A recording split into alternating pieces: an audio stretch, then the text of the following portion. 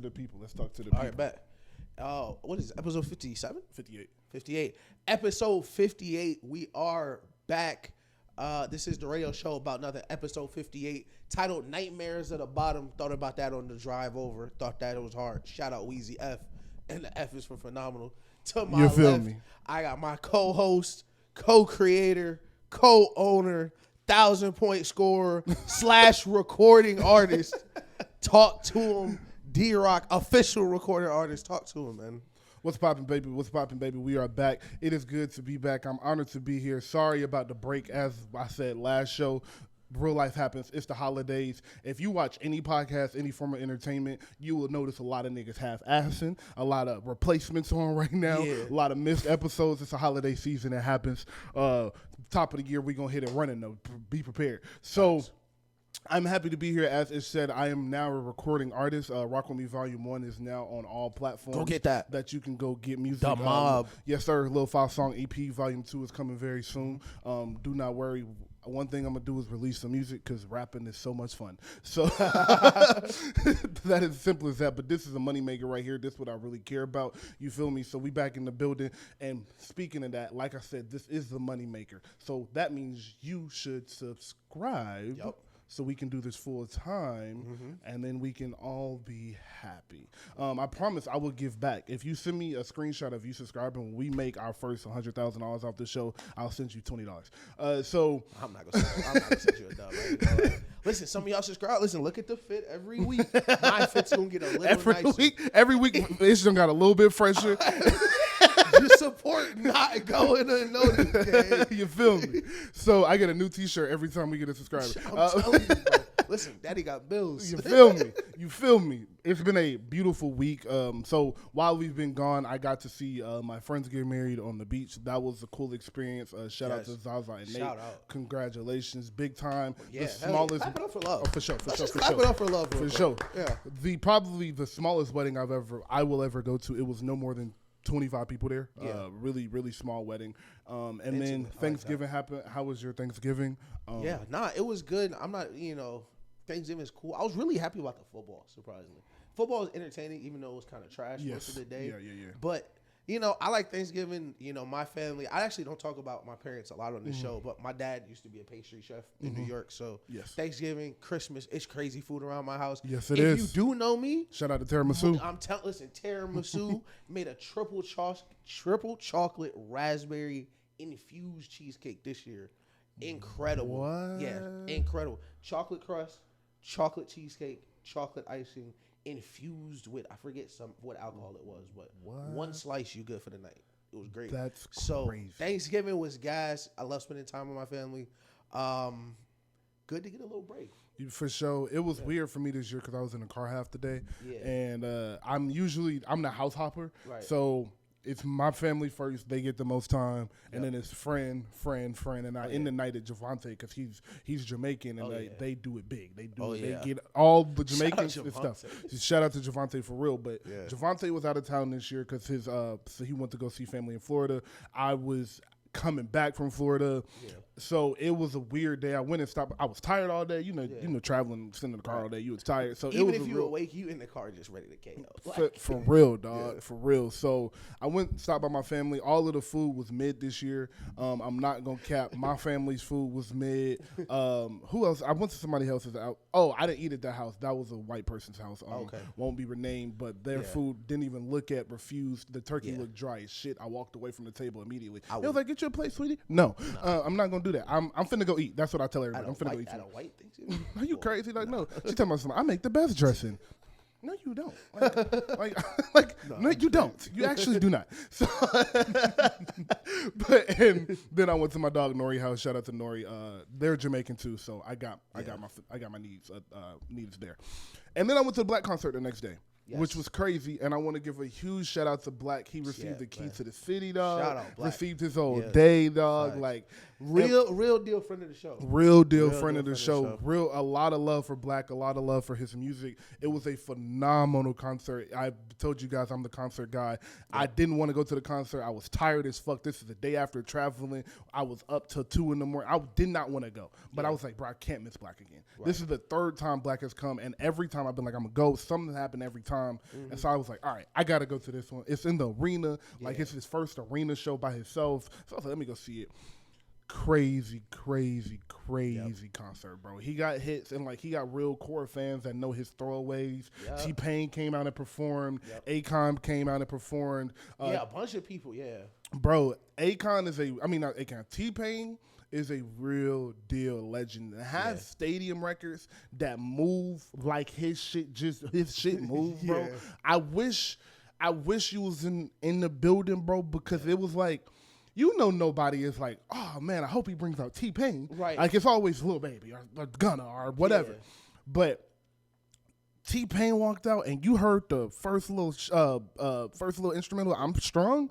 I'm Sprung. Oh, yeah, no, that would have been crazy. Everybody lost it. Yeah, T-Pain's nuts just to come out and start doing. Because T-Pain has real big joints. Real hits. Like I'd go, real. Like you would go to a T-Pain show. Yes, yes, 1,000%, yeah. And he is a entertainer to the umpteenth degree. Facts. So he was singing, dancing, pop, locking, fire, mixing the songs. Like he went from the second verse of I'm Sprung, he did over Act Up by City Girls. That shit was crazy, bro. He can rap. That's crazy because he really can like rap. Yes, he can rap. Pockets. Bro, he is a talented ass nigga. So he went through I'm Sprung, Buy You a Drink, and then did All I Do Is Win. And you forget, like, of course.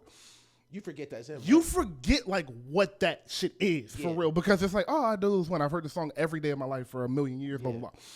Dog, when it drops, I haven't heard that song probably in 6-7 years. Yeah, that motherfucker came on. I said DJ Khaled must have been on top of the world when this bitch dropped, because gotta be every single person in that bitch was yelling, hands up, down, up, down, like, and he performed the hook like 3 verse, rap Ludacris verse for him, and then came back, did the that's hard, bro. Like, oh man, I was supposed to be talking about Black, but T-Pain really was like, what the hell? And then Franchise Boys came out and did Lean With It, Rock With It. So I got to Lean With It, Rock With It at a concert. It's one of my favorite songs when I was a kid. Like some shit you just never thought in the middle of Atlanta. In the middle of Atlanta, like shit just you can't write better scripts than that. So shout out to Black for real. But let's get into the show. We'll stop telling you about our lives. I know y'all don't care. So, let's go football first. Let's go man's game. Let's get back to what we really do quick. Man, we've had a really good football season. I think the NFL knows how to schedule well. Right. I will say let's say this. They put the right games on during the week. Yeah. The times that they're playing isn't always right. The opponents definitely be going crazy though, and they do a good job of like weeks like 7 through 10 when they know like, all right, the hype is over. The kind of dud games are in that, and then we about to get the home stretch of the season. So now all the primetime matchups are coming. So I think the first thing we should start with is something that you've been very vocal on, and we won't stay here too long because it was one of our main points last show, but with the Bills losing to the Eagles, are the Bills' playoff hopes completely gone? Oh, yeah, no, it's over. And I watched every snap of the Eagles-Bills game. I love watching the Eagles play just in general. So if they're on primetime, I'm definitely going to watch them. But it kind of felt like a fitting end to the first act of what will be Josh Allen's career.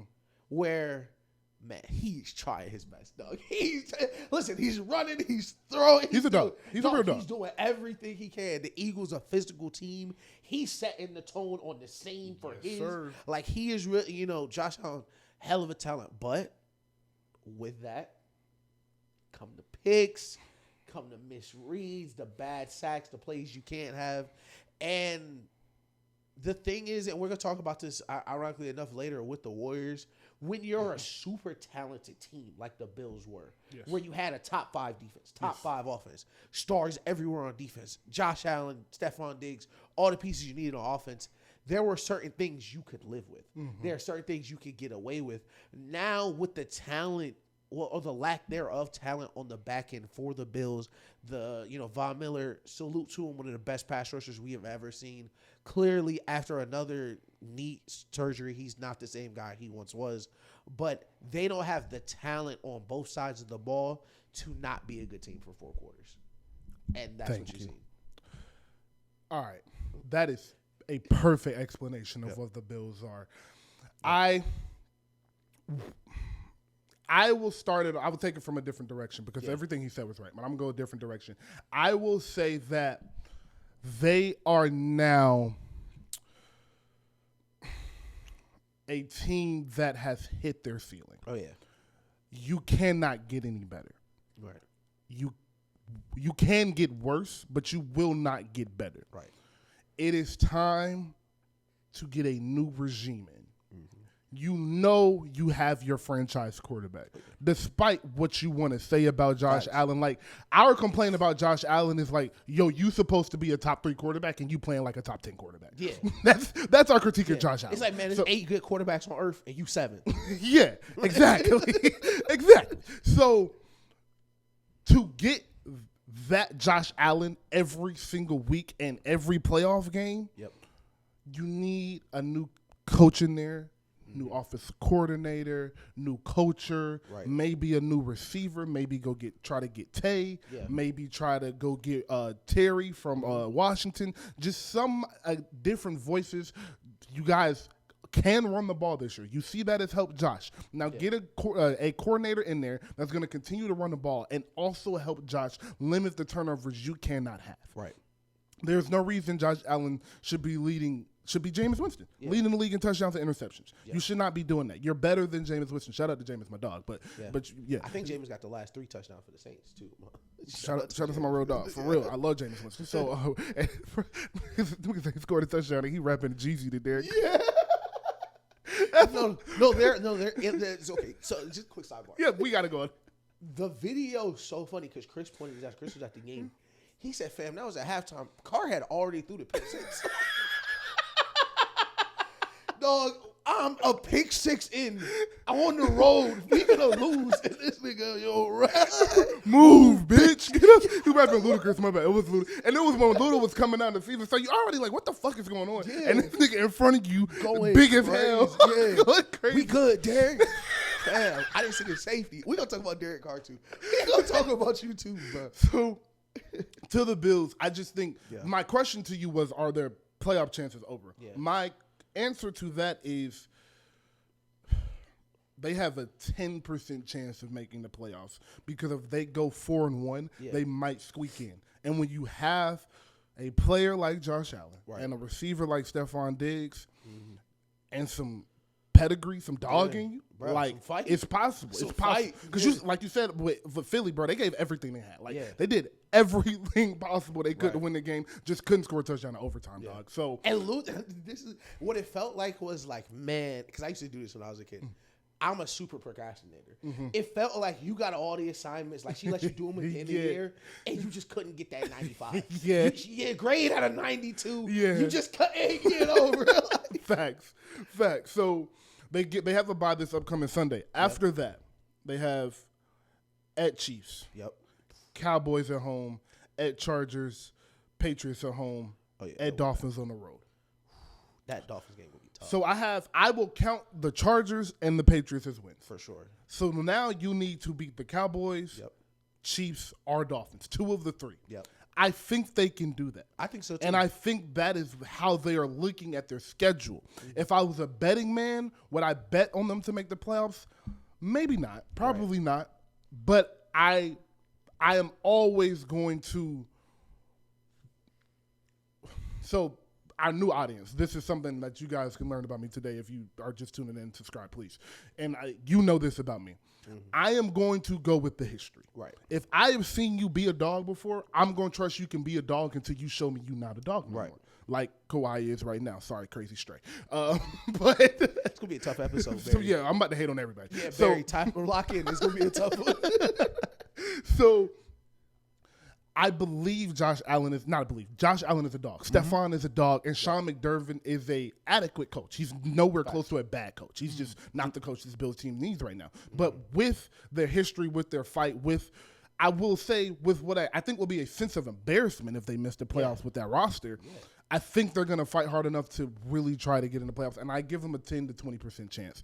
It's just going to be so hard, bro. Like, them some real teams you playing, and with the Cowboys game, they going to want to prove that they can be good teams because, they've been losing to all the bad teams, so it's going to be tough. It's going to be tough. Yeah, 1,000%. You mentioned, like, towards the end of the year, the NFL schedule really picks up. Finality brings focus. for all of these teams. Yes. You are only guaranteed. Shout out to Hard Knocks. I don't know if you watched the new Hard Knocks. They got it on the Dolphins with Mike McDaniel. I heard. I just learned out about that today. Super good. But in one of the meetings, he put up their schedule. He said, "We got 30 practices left guaranteed. That's it. That's all we're guaranteed." And for the Bills right now, for this iteration of the Bills, you're guaranteed 5-6 more games, maybe. Everything after that, y'all got to take. Yes, sir. And this is that point of the season where you got to take it. Yes, sir. Listen, this is how we started. It's a man's game. Come on. For us to eat, y'all can't. So Come on. So of the teams you listed, I think they could beat all three, honestly. I do too, for sure. It would be hard to beat the Chiefs just because the mental block. And at home. And they're at home. The Chiefs are home, yeah. And the Chiefs want to get that 1 seed in the AFC, and every game is going to matter from here on out for them. But that Chargers game, that Cowboys game, Dolphins, like, I definitely think Dolphins for sure beatable, Cowboys absolutely beatable. And the thing about the Dolphins is you might get some luck. And I don't know, you probably don't want to say this to your team, but Josh Allen and Stephon sitting on the back while the twos running plays. Yeah. And like, yo, bruh, all right, we lose to Kansas City. We can beat Dallas. We for sure can beat Dallas. Mm-hmm. We at home, too. We can beat Dallas. On prime time, Dallas hate prime time games. Because Dallas is going to want a shootout. Mm-hmm. They're going to want to score 5 points. Yes. So we forced Dak into some early turnovers or late turnovers. Like, we can win that at home. And the cold, Chargers, we ain't even worry about the Chargers. Yeah. Patriots, they want Caleb bad. So they're going to do everything to lose it. They're not even going to try to win the game. Did you see Mac Jones start again? Do you know how crazy that is? I was so happy. I didn't know we were. All right, go ahead. I didn't know we was going to take it that serious. I didn't know we were that locked in. I've never seen somebody take like Mac Jones. We're going to get there too. But what my point was, that's where I was going. My point was week 17. Yep.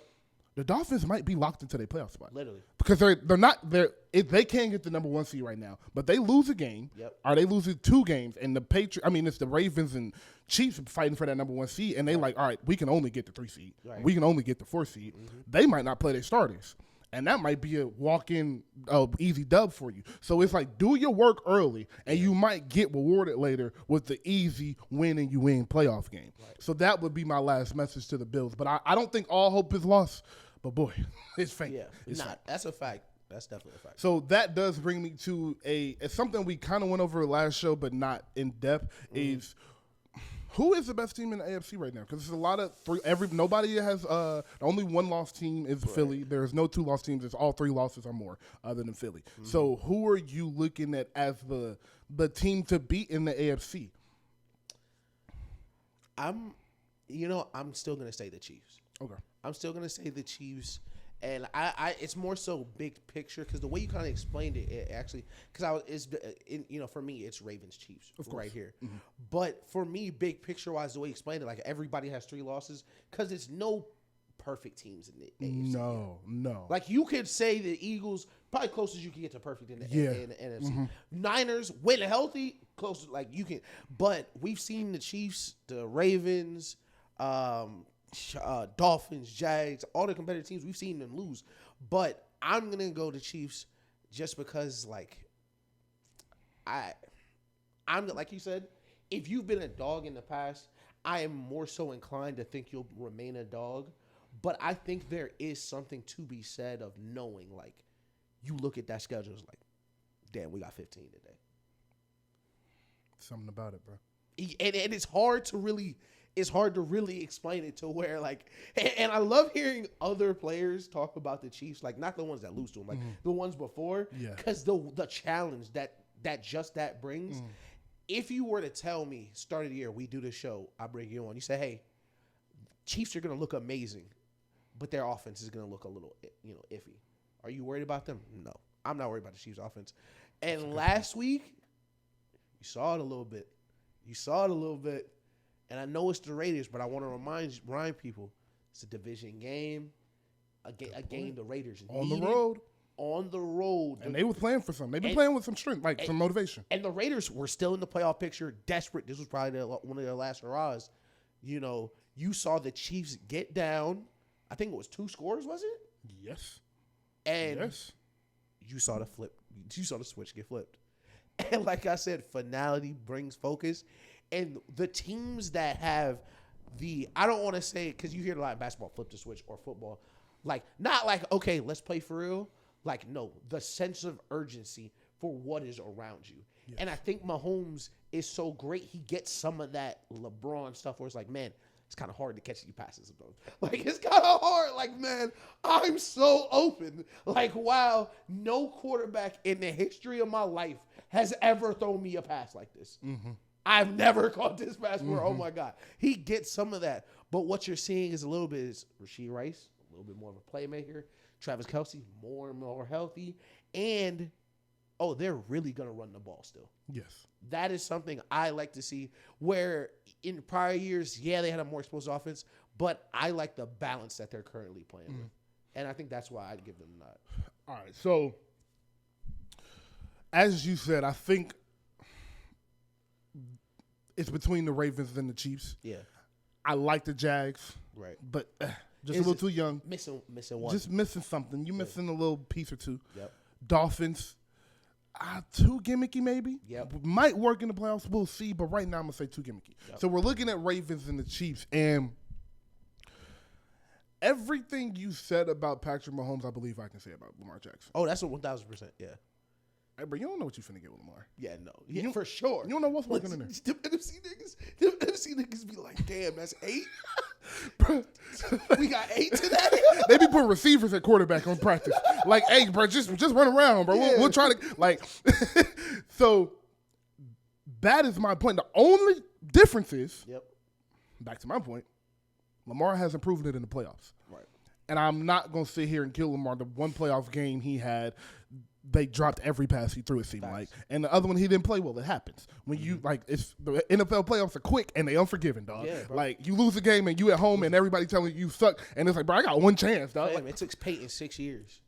Bro, like, it took Peyton 6 years. Like, come on. To win a playoff game. Not a bowl. Bro, to win a I know. Playoff game, 6 years. Second greatest quarterback all time. Like, so I say that to say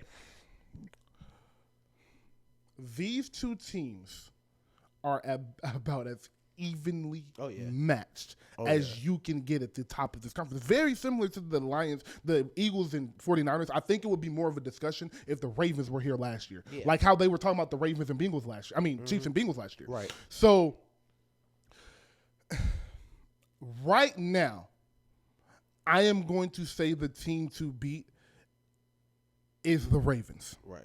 And the only reason I'm saying it is because they have home field advantage right now. Okay. I think the team to beat in the AFC will be whoever one of them two teams get home field because they're going to fight for it. Yeah. Dolphins going to lose the game. They're going to be out of it. It's going to come down to the Ravens and Chiefs. They're going to be playing every game like it's a playoff game from now on out. And because the Chiefs know, hey, bro, we don't lose at home. Yeah. We get home field advantage, we walk into the Super Bowl. Mahomes has never played a role playoff game. Never played a role playoff game. They want to keep that alive. Yeah. Baltimore is like, hey, bro, make them come to us. Because that's make every team have to travel through Baltimore. Who did they just play at home? The Bengals in the blackout. Fam, listen, that crowd. That blackout. Listen, it be rocking in there. It be rocking in M&T Bank. Pat said that's the loudest. I think I said that last show. Pat said that's the loudest stadium he's ever played in. He has said he hasn't been to Buffalo and Seattle yet though, so he doesn't know about it. But he knows that's the loudest stadium he's been in. Besides M&T be rocking. So, like I said, the Ravens right now because they got the number 1 seed, but I think we're on a collision course, barring anything catastrophic happening. I think we're on a collision course for that being the AFC championship regardless. I don't think any team in the AFC will play a complete football game for 4 quarters and be able to match what those quarterbacks can do. The only body that can come in here and spoil that parade is Josh Allen. Josh Allen can come spoil everything, fuck all this shit up. But chances of that happen, like we said, are really slim. So right now, I'm going to lean towards Ravens. And I will say shout out to all my Ravens fans that watch the show because there's a lot of y'all do hit me up. Shout out to y'all. But another thing that really hold me back is no Mark Andrews. Because with Mark Andrews, I think that is overall a better offense than the Chiefs. Okay. Because I think Zay Flowers is better than any receiver on the Chiefs. I think Odell better than any receiver on the Chiefs. Yeah. I think Travis Kelce's the best tight end, second best, third tight end ever. Yeah. But I think Mark Andrews is an all-pro. Yes. So I think he's great. But not having Mark there, I think will be hard for the next couple weeks. Even though I like Isaiah Likely a lot, he's still not all-pro Mark Andrews. He's not. But I will say something he brings that I noticed last year is a much needed athleticism to their offense. Oh, yeah. Something they have with Isaiah and Odell and not Duvernay, Bateman. They have fast guys, gadget guys, but Mark Andrews was a big bruiser. Yeah. Now you have an athlete in the middle of the field that can take a little dig that you throw him and get an extra 20, 30 yards where Mark really only got an extra 7 or 8. Where Mark is a possession receiver. Yes. Likely is a more physical player. So, it's really... I don't know. It's really splitting hairs. That's how you know they're such a good team. Exactly. Yeah. The last thing I will say about Lamar, though, and Andrews is I would like to see Lamar in a couple of pressure situations without Mark so he gets used to not having that security blanket with him. But we're on for a collision course, bro. I can't wait. To the NFC. Before we get into the two top dogs and pick that game, we'll do some game picks today. We haven't done that in a minute. Yeah. I do want to ask you real quick. We don't have to stay on this too long because it's the Panthers. But did they use Frank Reich as a scapegoat? 1,000%. 1,000%. I'm gonna send you my Patreon login, because I got the QB school membership. Okay. And they do a little. They do full all 22 breakdowns. But I think this one on YouTube for free. But that offense is just sad. It's really sad. And it reminds me a lot of the Bears offense earlier this year where we watched it and was like, man, I forgot how hard football really is. Yeah. That offense is like, man, I forgot how hard football really is. And a lot of people are killing the Panthers team, and it's not the Panthers team fault. It's absolutely the Panthers ownership, management, GM. It's some crazy stories coming out about this owner, and which is so interesting because what do you do with just a bad owner? You can fire a bad coach. Like the owner is coming up to coaches during the week. Like it's Tuesday. Here's a napkin with a play on it. I want y'all to run it Sunday. That's a real story. What? He's like, oh yeah, I saw the Lions run this. I want you to run it this week. Like that's not how NFL works. And what you've seen is shout out Cam. The minute they turned on Cam for Kyle Allen, shout out Kyle Allen. I don't know what CVS he working at this morning, but it's been all downhill for the Panthers. And I feel bad for Bryce Young. I really do. Especially with how good CJ Stroud is playing. Bryce is going to get a lot of flack. But if you're watching the Panthers game, he doesn't even get the chance to show. Oh yeah, man, I'm nice too. Like he gets to the top of the drop, nobody's open. And there is one thing to say, like, man, like if the Cardinals woke up the day before the draft was like, man, I'll trade Kyler and a piece for Caleb Williams right now. That's one thing. And you were just going to restart everything. Okay, you traded for Bryce Young. Why is Adam Thielen his number one still, though? You need to bring in other pieces to help him because right now it is none. It's nothing out there. There's nothing this team does well at all. They don't pass block, run block, catch the ball. They're not explosive. They look like the Patriots with less talent. Which is crazy. Which is nuts. They look like the Patriots without Bill Belichick. That's really what it looks like. And Frank Reich, for better or worse, he was the scapegoat. But Frank, salute to you. I want to propose it from this angle. You have 2 fully guaranteed $40-50 million contracts for the next 5 years, and you don't got to work again in your life. And you also don't got to be the Panthers coach anymore. Hey, 62-year-olds got $30 million coming to you. Oh. Hey, go to your lake house, get a beach house. Oh, double it, because he just got fired the year before, too. He got fired from the Colts, and then he got fired from the... Get another lake house, yeah. Get another beach house, get a city penthouse. He has 2 guaranteed... They wouldn't give Lamar 1. He got 2 guaranteed contracts. 2 of them. Frank Reich, ladies and gentlemen. Frank Reich. Shout out to my dog. Hey, shout out to Frank Reich's agent. Shout out to my dog. I agree with everything Ish said. I'm not gonna add anything. Just repeat what he said. So yeah, Ish is right. Everything about it. David Tepper is in his own way. He wants to win so bad. He doesn't. Nobody really can tell. I mean, when you got $1 billion and you own a team, like you can't get fired. Facts. You don't really have a counselor. Everybody is probably scared to tell you the truth, but because they'll probably get fired. So, I mean, I don't know if anybody has told him, but like, hey, brother, Football teams are not built in a season. Football teams are not built overnight. A head coach does not become a great head coach in one season. Head coach does not become a great head coach in a season where you have no talent on your team other than your number 1 draft pick, who is the size of a high school senior. So, and that's another thing too. Like, I physically just hope he's last. Hands up, like, bro, he's getting to his last drop. He's getting to his back foot drop. So let me explain this to you, to my guys, my beautiful ladies that are listening. Shout out to the women always, especially of Atlanta. We love you. But if you are in a drop back, so you catch the ball, we'll say shotgun. A quarterback has a 3-step drop, a 5-step drop. In a 3-step drop, you're gonna say 1, 2, 3, and on that third plant, your right foot is going to plant if you're right-handed quarterback, and you're going to get ready to release that ball. If your first read isn't open, you go to your second read. Yep. Bryce Young can't get to his first read, which means he can't play quarterback. Really? If Patrick Mahomes is the greatest quarterback we've ever seen, if he cannot get to his first read, he looks like shit. Yeah. Because you actually cannot play the position if you cannot get to your drop back. And that's what they have him going through at 5'10" and 178 pounds, bro. Yeah. No, it's asinine. It's very frustrating just seeing the situations young quarterbacks come into the NFL with. Because this is like an all-time bad situation. All-time bad, It's super frustrating. And what you said, just to take another step further, I try to test run some of the stuff I'll put on the show with like my niece or my mom when they watch the game. But I was telling her about Zach Wilson because you know the way I'll be talking to Taylor like she you. You know, like when you watch it on TV, they kind of only show you the line of scrimmage and the quarterback. She's like she wants me to throw the ball more. I said, all right, when you watch the play, once he stops moving backwards, because I can't speak to her, but once he pops up, look to see if there's someone to throw to.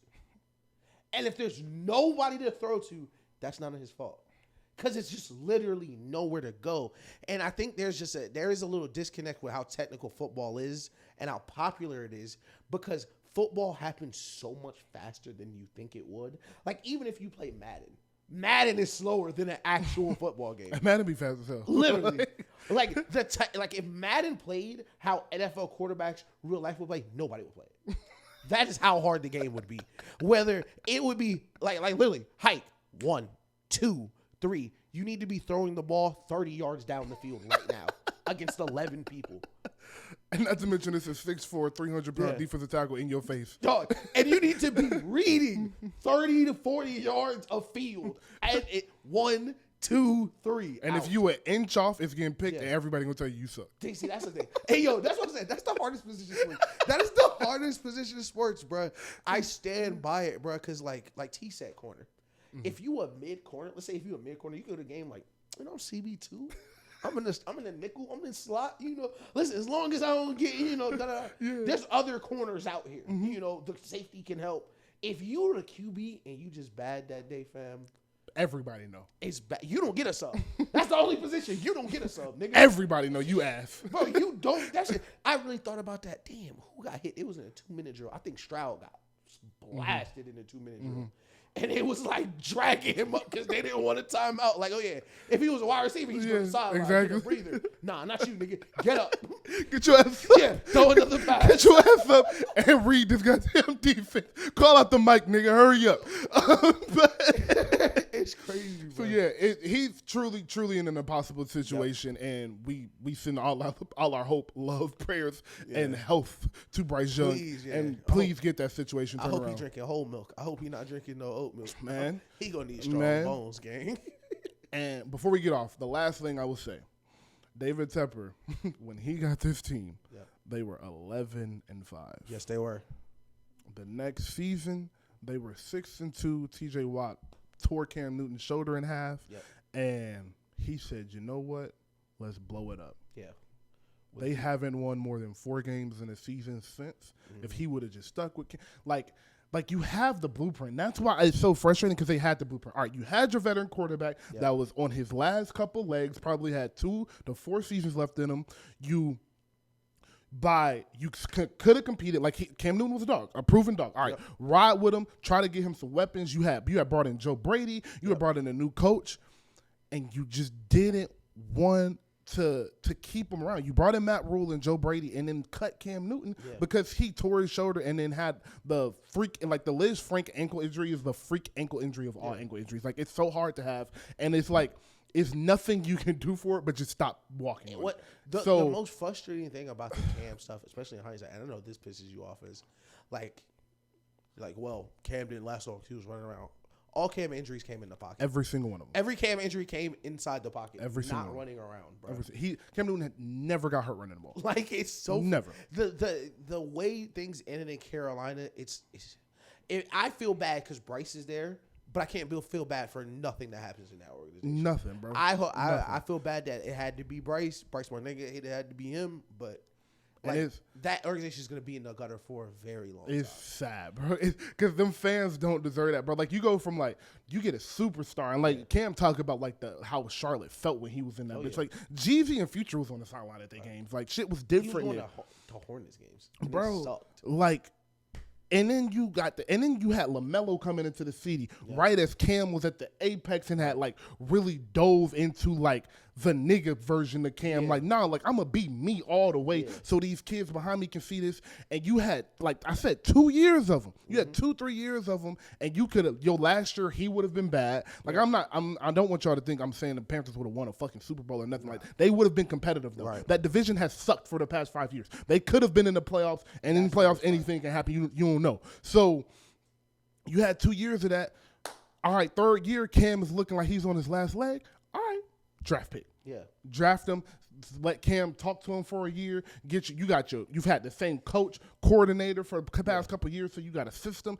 It's just David Tepper wants to win now, and that's just not how football works. And what's important about your point is I want to hammer it home because I know a lot of people are like, yeah, he just like Cam. Continuity is so important in the NFL. Yes, bro. Because what the real question is in the room right now is 2 questions for the Panthers. Is, please God, can we win another game so we didn't trade the Caleb Williams pick? And second is, who's going to take this job? What serious coach is going to pick up the phone and take this job?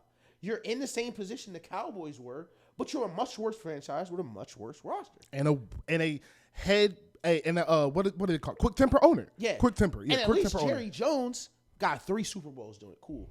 This Tepper, you just got here, gang. You have no idea what you're doing. You fired multiple head coach, Frank Reich, very respected in the industry, and this team has no talent out. Like, shout out Brian Burns, shout out Bryce Young, but like I was about to say that's it, dog. Like, that's it, bro. Dante Jackson, Jeremy Chin, freedom boys, freedom. Because what you're seeing now is even when the Panthers were bad, there were times where the Panthers had hope. It was like, man, listen, CMC is still here. Jeremy Chin's young. Brian Burns is young. Dante Jackson's young. We got talent on the DJ bench. Moore was there. DJ Moore, James Bradbury. People Curtis that win. Samuel was over there. People that win contribute Yeah. other places. Because look at Justin Fields now. Listen, as bad as things have gone in Chicago. That's been a plus. DJ Moore already over 1,000 yards. DJ Moore over 1,000 yards already, baby. Mr. 1K. So, and you know, it's really easy to say, tear it down, start over. Mm-hmm. But it's harder to get out of that. Right. It's harder to pull yourself out of the gutter for real. Right. Like, and that's where they are. And I think your last point was the most important one. Was like, man, it's not like you in the 49ers division, fam. A lot of these seasons, gang, 9-7 would have got you in. Bro, 9 wins, 9-8. Bro, the Falcons are 5-6 and leading the division right now, bro. And listen, so just to wrap up the Panthers, because we don't really talk about the Panthers a lot. And you know, David Tepper, I'm expecting your call, so we won't do it anymore. But when y'all go to sleep, and I know you asking for what I'm asking for, y'all better hope y'all win some games, boy. Because I'm hoping y'all win some too, because I need Caleb. But if y'all are the team that traded away Caleb Williams, DJ Moore, and whatever Christian McCaffrey. No, I'm talking about that one deal. Oh, the one pick. The one deal you traded away. DJ Moore, CJ Stroud, Caleb Williams, whoever they drafted with that extra pick. Like, it's so much in that one deal. Like, they might ask you to go for real, gang. They might ask you to go for real, dog. Like, they really might make you leave, bro, because, like, Worst trade in history? Potentially. Question mark? Potentially. Depending on how that shit play out, potentially. Question mark, exclamation. So I moving on to America's team. Yeah. I just want to, let's see. Because we do this every year, and as you guys know, we try to stay away from the Cowboys. Because I know if you watch any other sports show, they talk about them every single day. We try to stay away from 4 episodes in a row, straight up. You can go to turn on First Take and Undisputed, and they'll be asking the same exact question at the same exact time. So no, it's like they be arguing with each other. With the Eagles and the 49ers in the NFC, and I'll throw Detroit in there. Yeah. Do the Cowboys have a real hope at a Super Bowl? I don't want a playoff win. I don't want an NFC championship. I'm talking about, do they have a real hope at getting to a Super Bowl? Boy, it would take a lot. It would take the Eagles and I think it would take the Eagles and the 49ers losing. Because I don't think they're good enough to beat the Eagles in an NFC championship game. And I know they are not prepared enough or physical enough to beat the Niners in the championship game. No. I think if they played the Niners again, it would get just as bad.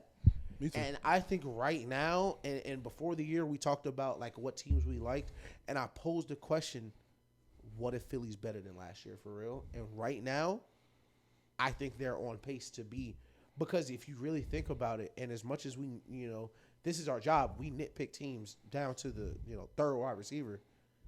This has been the best team in football all year, and they've played like shit. They are 9-1. This is the best football team we've seen all year. Physically dominant across the board. Mm-hmm. And they haven't played.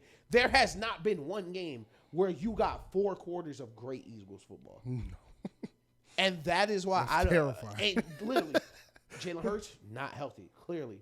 That offense, not where, they literally just replaced both their coordinators. They're 9-1. So I think if you didn't get them by now, you might have missed that time, especially for the Cowboys. Yes. It's hard to beat a team 3 times in 1 year. I think the Cowboys are going to win at home when they play the Eagles, and that is what's going to give them a little, sense of confidence going in. But I don't think they're deep enough talent-wise on defense in the back end. Shout out to Jerron Bland, having a crazy season. But I still think their back end is good enough to hold up against great pass offenses as much. And I don't think their offense, I like CeeDee Lamb a lot. I like CeeDee Lamb in Oklahoma. CeeDee Lamb been a dog his whole life. CeeDee Lamb is not good enough to be your only weapon. And Brandon Cooks, former Patriot, former every team, Tony Pollard, not an every down back. Nope. They don't have a big dearth of talent. We're used to the Cowboys like, oh yeah, we got a power back, elusive back, best offensive line in the league, tight ends everywhere. They don't have that anymore. They lose the line of scrimmage versus the Eagles. You're losing the line of scrimmage versus the Niners. So I think right now they're relying on Dak being great, and we just know. So I'm glad you ended that. That's perfect to where I'm going with my point. So do the Cowboys have a real hope to get to the Super Bowl? The answer to that question is simply no. Right. Before I tell you why, I'm going to tell you that they had played the Seahawks tomorrow. Then they play the Eagles again. They have to play the Bills. They have to play the Dolphins. And they have to play the Lions. Damn. Yeah. So those are their next 4 games. Yeah. Your only true hope. I'm going to give one quick reason, and one to piggyback off Ish. Again, Cowboys have a real chance. Do the Cowboys have a real chance to make the Super Bowl? No. 1, you're not getting home field advantage. All right. And you're not going to Philly and beating Philly in a playoff game. You're not going to San Francisco and beating San Francisco in a playoff game. That's the number 1 reason. Nice. The number 2 reason is this, bro. Dak Prescott, I think you're a really good quarterback. Dak Prescott, I think you're a top 10 quarterback. Right. But that's Dak Prescott. You are not the upper echelon of elite quarterbacks that Jalen Hurts, Lamar Jackson, Patrick Mahomes, Josh Allen, that tier of quarterbacks. You're not in that. Right. So you're asking him to go beat 2 teams that are simply better. Right. They have a better roster from top to bottom, Eagles and 49ers. Yeah. So your hope in Dallas getting to the Super Bowl is that Dak is going to be such a ceiling raiser that for that afternoon, the Cowboys are a better team than the team that has been better for them for 2 full years now in the Eagles. And the same thing with the 49ers. And me personally, I just do not think that is realistic to expect Dak Prescott to produce at that level because you're not going to stop them. Right. You're not. You're not going to stop the Eagles. You're not going to stop the 49ers. Now you're asking. Even mention how Kyle Shanahan be doing to Dan Quinn. We can talk about that. Come on. Yeah. So you're not going to stop them. So now you're asking Dak to match an offense that he doesn't have the personnel to match. Right. He also is not the quarterback Jalen Hurts is. And he don't got 17 all-pros at skill positions like the 49ers do. So I just think it is a truly unfair expectations to put on Dak to think they're getting to the Super 1000%. Bowl. NFC Championship, yeah. Could they beat one of them? Maybe. Yeah. Maybe, yeah. But you're not beating both of them, and you're damn sure not going on the road and beating 49ers and going on the road and beating Philly. And if they do, Dak Prescott might be the best player in football. So, but this is what's so sad about it, because, man, life's just not fair. Because even if they do get to the Super Bowl, they're going to lose anyway. And it'll be worse. It'll be worse to get to the Super Bowl. And listen, please, God, don't let it be Baltimore. But Baltimore would beat them. And I'll say it right now. I don't care if they do play. I will pull the clip. I won't even make a prediction for Super Bowl. If Baltimore played them in the Super Bowl, Baltimore beating them by 2 scores minimum. For sure. For sure. How? I think you're right. It's a no-win situation for Dak, unless you're just going to be the best player in the league, which you're not. You're not. You're asking too much from him, and it's not. It's not fair. It's truly not fair. And he's the quarterback of the Cowboys. He's the face of the franchise, face of America's team, so he's going to have to take the scrutiny. But truly, I just think you're setting him up to be disappointed in him when you should not be. Yeah. Also, a guy that's a little slid under the radar, Mike, I ain't forgot about you either, guy. It's a little low on you. Mm-hmm. That's a little low on you too, gang. Mm-hmm. Because for the Cowboys to be one of the best teams in the league, you're supposed to be one of the best players in the league. You're supposed to be, when they do Defensive Player of the Year, it's Micah who? Blank who? It's Myles Garrett, Micah, TJ. Like, you need to be in that. And no disrespect, because you are one of the best defensive players in the league, you haven't been in that category. Mm-hmm. Good year for sure, but, I mean, you haven't been. Same thing we said about Josh Allen. Like, you're supposed to be top 1, 2, 3, and you 7, 8, 9. That's unacceptable. So, that's our Cowboys segment for today. You're welcome, Cowboys fans. Absolutely. But that does bring us to, before we get to Eagles 49ers and game picks, I'm going to stop foreshadowing the show. That's my goal for the next few episodes. I'm going to stop foreshadowing everything we talk about. Your top 5 MVP candidates. And this is a funny year with the NFL because there is no standout MVP candidate at this point in the year. Yeah. Nobody has thrown 25 touchdowns yet. Nobody has 25 touchdown passes yet. That's crazy. And we're going into week 13. That is crazy. Yeah. Like, it's been the year of the defense, bro, for real. So, your top 5 MVP candidates, go. All right, so I'm going to start at 5. We'll work our way up. Shout out for TikTok. This may be a quick little TikTok for y'all. But 5, I'm going to go to Tyreek Hill still. Okay. Tyreek Hill still in my top 5. And you know what? I'll make it fair. I'm going to go Tyreek Hill / A.J. Brown. Okay. I like that. Both been playing outside their mind. Both on pace for crazy seasons. Tyreek still may get 2,000. Mm-hmm. I'm going to go Tyreek 5. 4, I'm going to go Myles Garrett. Okay. Myles Garrett's been amazing. Best defense in the league. Carrying him. He just got hurt. Hope he's okay. I mean, play of the year, jumping over the field goal, blocking that. 3, I'm going to hold with CMC. Okay. CMC, listen, I think that you got a really good chance in some national TV games. You keep carrying it like this. You keep doing what you're doing. You definitely got a chance. 2, I'm going to go Lamar. Okay.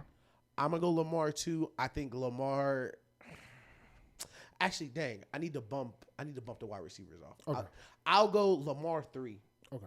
I think Lamar's been great. Had a couple, iffy games, but so much of the offense runs through him. I kind of get – it's like the Steph Curry effect where, like, everybody else is kind of a little better because he's out there. Exactly. 2, I'm going to go Jalen Hurts. Numbers haven't been great. Everything has not been sunshine and rainbows. 9-1, makes the plays that matters. And in a league where focus is a privilege. This is the most focused team because of him.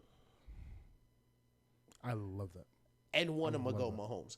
I think, especially as we get further in the year, we kind of have this thing where it's like, man, is it somebody other than Mahomes? Mm-hmm.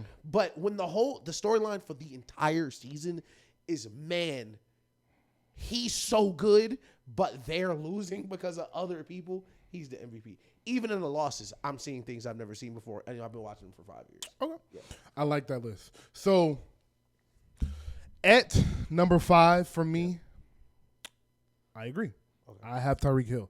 Right. I have to put Tyreek Hill on there because the Dolphins are fighting for the number one seed in the AFC East, and he's their best player easily. Right. And number 4, I have Dak. They're 8-3. Yep. Dak is at 70% at completion percentage. Yeah. 2,900 yards, 23 touchdowns. I think he's second or third, top 5 in the league in touchdowns. I know for sure. Yeah. Number 3, I have who you had, Christian McCaffrey. Okay. That's self-explanatory. He is the driving force of that offense. You take him off that offense, they're not nearly as good. Number 2, I have Lamar. I know Lamar's numbers are not what they are supposed to. His touchdown numbers, simply that. His touchdown numbers are not what they're supposed to be. But that is due because they get to the 2-yard line and they run the ball like smash mouth football. So where he could have 20 touchdown passes, he only has 13 because they're throwing it on the goal line. But he has 18 total touchdowns. And they're the number 1 seed in the East. And number 1 right now, I have Jalen Hurts. Like you said, he is the leader, one of the best leaders we have in sports. He's a true general. He is even kill. He is focused, and he is determined. He has one goal in mind. He does not care about none of these wins. He don't care about no playoff win. He has one goal in mind, and that is to win that Super Bowl. So those will be my top 5. I only do not have Patrick Mahomes in my top 5 because, of course. It's Patrick Mahomes. It's Patrick Mahomes. So I'm just going to give you some other people you can choose from, dog. It's Patrick Mahomes. So those would be my top 5 MVP candidates. But like I said, Trevor Lawrence can still win the MVP, dog. Anybody can come win the MVP. It's so wide open. Stroud is a real deal candidate right now. So if Stroud can win that division or get a 6 seed and be looking crazy, he might get it off the strength. He a rookie. And it's like nobody else really deserves it, so let's give it to him. Bro, they won 2 games last year? Yes. Playoff team this year with, a few major changes, kind of. Bruh. Just a couple. A rookie head coach, a rookie quarterback? Nah, that's crazy. Yep. So, shout out to CJ for real. So, let's get into the man's game, the game of the week.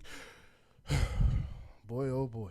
This is going to be nice, man. This is going to be one of them 4:25 in the afternoon. Yeah. It's going to be a beautiful, probably light showers in Philadelphia. The Eagles going to have on a nice forest green. The white and gold from the San Francisco. Fred Warner going to be looking Jalen Hurts in his eyes. Yep, you're going to see the breath. I love seeing that. You're going to see the breath. You're going to see the hate. You're going to feel the hate on the screen when they showing them and before the national anthem when they got the flag on the field. Trent Williams might be crying before the game. He's so motherfucking Nick Sirianni. He's the crying. Nick Sirianni gonna be crying.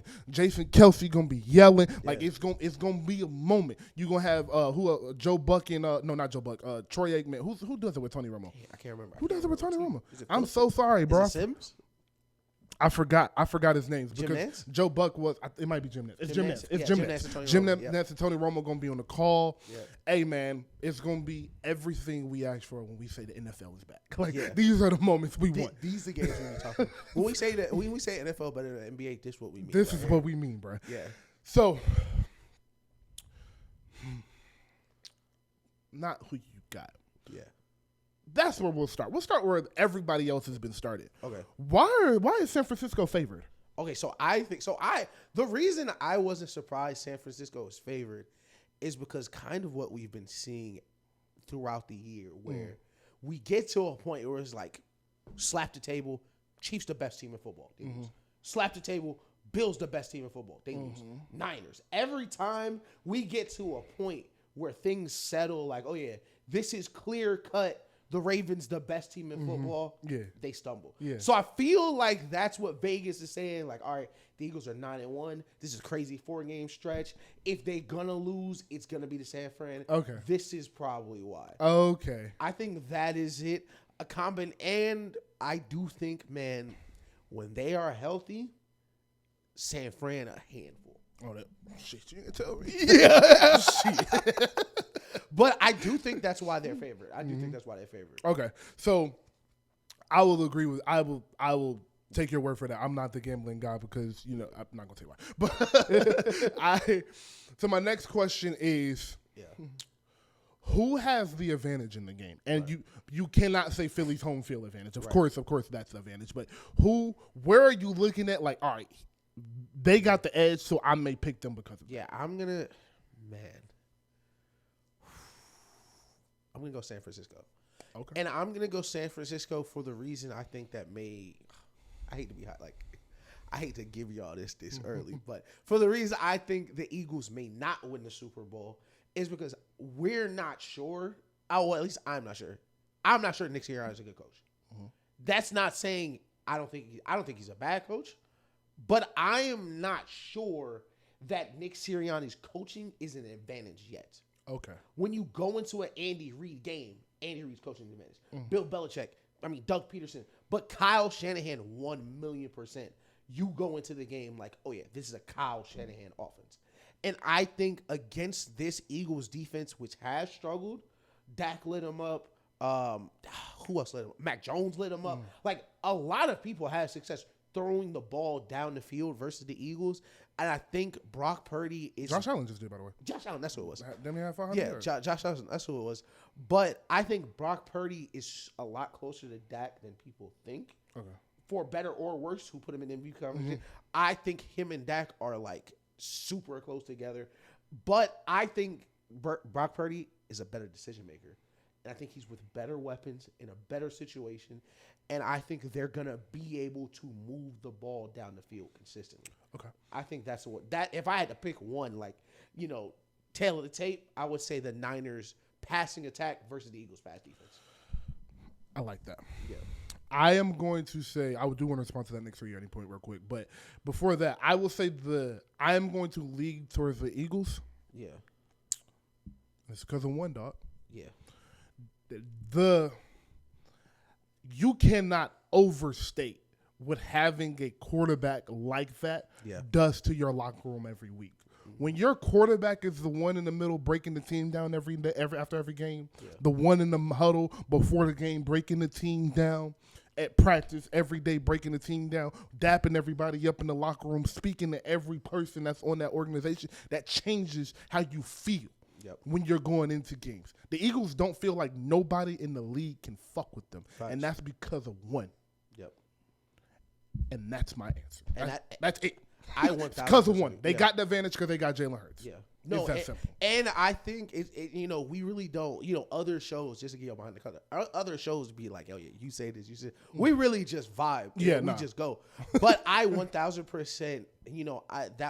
That really might have been mine too, because when it hits that fourth quarter, come on now. There's no other person they'd rather have in the league right now. Come on now. And they'll take him over Mahomes right now. That's how they feel about dude. Like, did you see the Brandon Graham clip? So wait, with Stephon Diggs, where he told me he can't run the ball? No. Okay, no. So they're getting the ball. So they're in overtime because the Bills got the Bills got the ball for overtime. Yeah. They're driving down. Brandon Graham get a stop on second down. Boom. He like, all right, now listen, one coming. Hey, listen. They kicked the field goal. He said, y'all don't know one like we do. Y'all don't know one like we do. That's what I'm talking about, bro. That's exactly what I'm talking about. Come on, Jalen. They don't know Jalen like we do. It is a belief that you cannot. It's an advantage that it's really hard to put in the stat sheet. Mm-hmm. Yeah. And aside from just the scheme advantage with all the different things you can do with Jalen Hurts, throw the ball down the field, short run, RPO, all the stuff he brings, even aside from the tush push, the attitude is what you hit on, and that is what I love so much about the Eagles. This is what I love so much about the Ravens as well. But the Eagles' attitude when they step on the football field is so physical. It's so dominating, and it's so blunt. That's why it feels like real football. Yeah. They have the downfield passing. They have all that. But when it gets time, when it's mid-third quarter and they up 3, everybody in the stadium know we finna hand this off. Come on. And we are finna dare someone to do something about it. Yeah. Jason Kelce, he gonna dare you Come on. to step in there. I'm coming. Listen, Chase You Young, know I'm Nick coming Bosa, too. And I can't wait for this. There was a tweet. There was like, man, they should do an in-season playing tournament. I wouldn't want anything like that, but I would just love if we could get the Eagles and the Niners in Okay. Just twice a year. Yeah, Man. every year. But because there's nothing I like more than real sports hate. Yeah. It's nothing right. They really hate each other. They hate each Debo other. really don't like them. Yes. Hassan Reddick really don't like them. No. And I can't wait to. It's gonna be a physical game. It's gonna be physical. You better. Hey, that Chip Drive better Jalen be and Fred trained. Warner, Jalen and Fred Warner is gonna be something to watch. I'm telling you. But before we move on, I do want to hit the Nick Sirianni point that you said. You said you don't know if he is a good coach, and I figured. Y'all don't know Ish like I know Ish. I figure Ish means you don't know if he is in the upper echelon elite coach. Yeah, Like, exactly. You know he's a good football coach Right, because yeah. he wins every year. But Right. the upper echelon top 5, you don't know if you can put him there yet.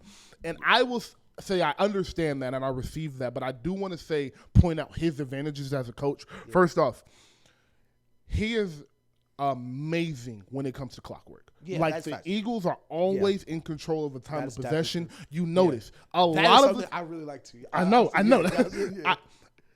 If you notice a lot, the Eagles have the ball a lot. I mean, have the ball last a lot. Yep. That's not by coincidence. That's not just by coin tosses. That is Nick Sirianni understanding how to work a clock. So I do. That's probably one of his biggest advantages. The second one that I like about coaches is, coaches get he's so aggressive and he'll go for it. Some coaches do that, but some coaches do that and have no idea when to go for it. Yeah. They get nervous.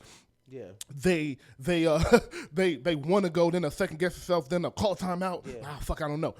Nick Sirianni knows exactly when he's going for it. It's not, and of course he has the advantage. They mastered it to push. They're pretty much guaranteed. If you get a fourth, then it's just pretty much guaranteed. But still, he knows when he's going for it, when he's going to be aggressive, when it's smart to pull back. Yeah. Like the Jake Elliott field goal. Yeah. Who in the fuck is kicking a 58-yard field goal in the rain? Who's not like, yo, we had an elite quarterback. Let's try to get this 12 yards, get a spike, and get us close to a field goal. Yeah. Nah, like I know what I'm doing. Like I trust my field goal kicker. No one but Eagles fan thought he was going to make that kick. Yeah. But he trusts him because he knows what he has. He knows who he is. And I think that is important in that locker room.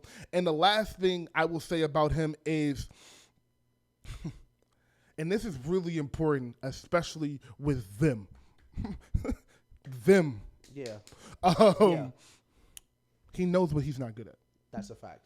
He was calling plays. And he was like, like, we're okay, but like we could be better. All right, I'll stop.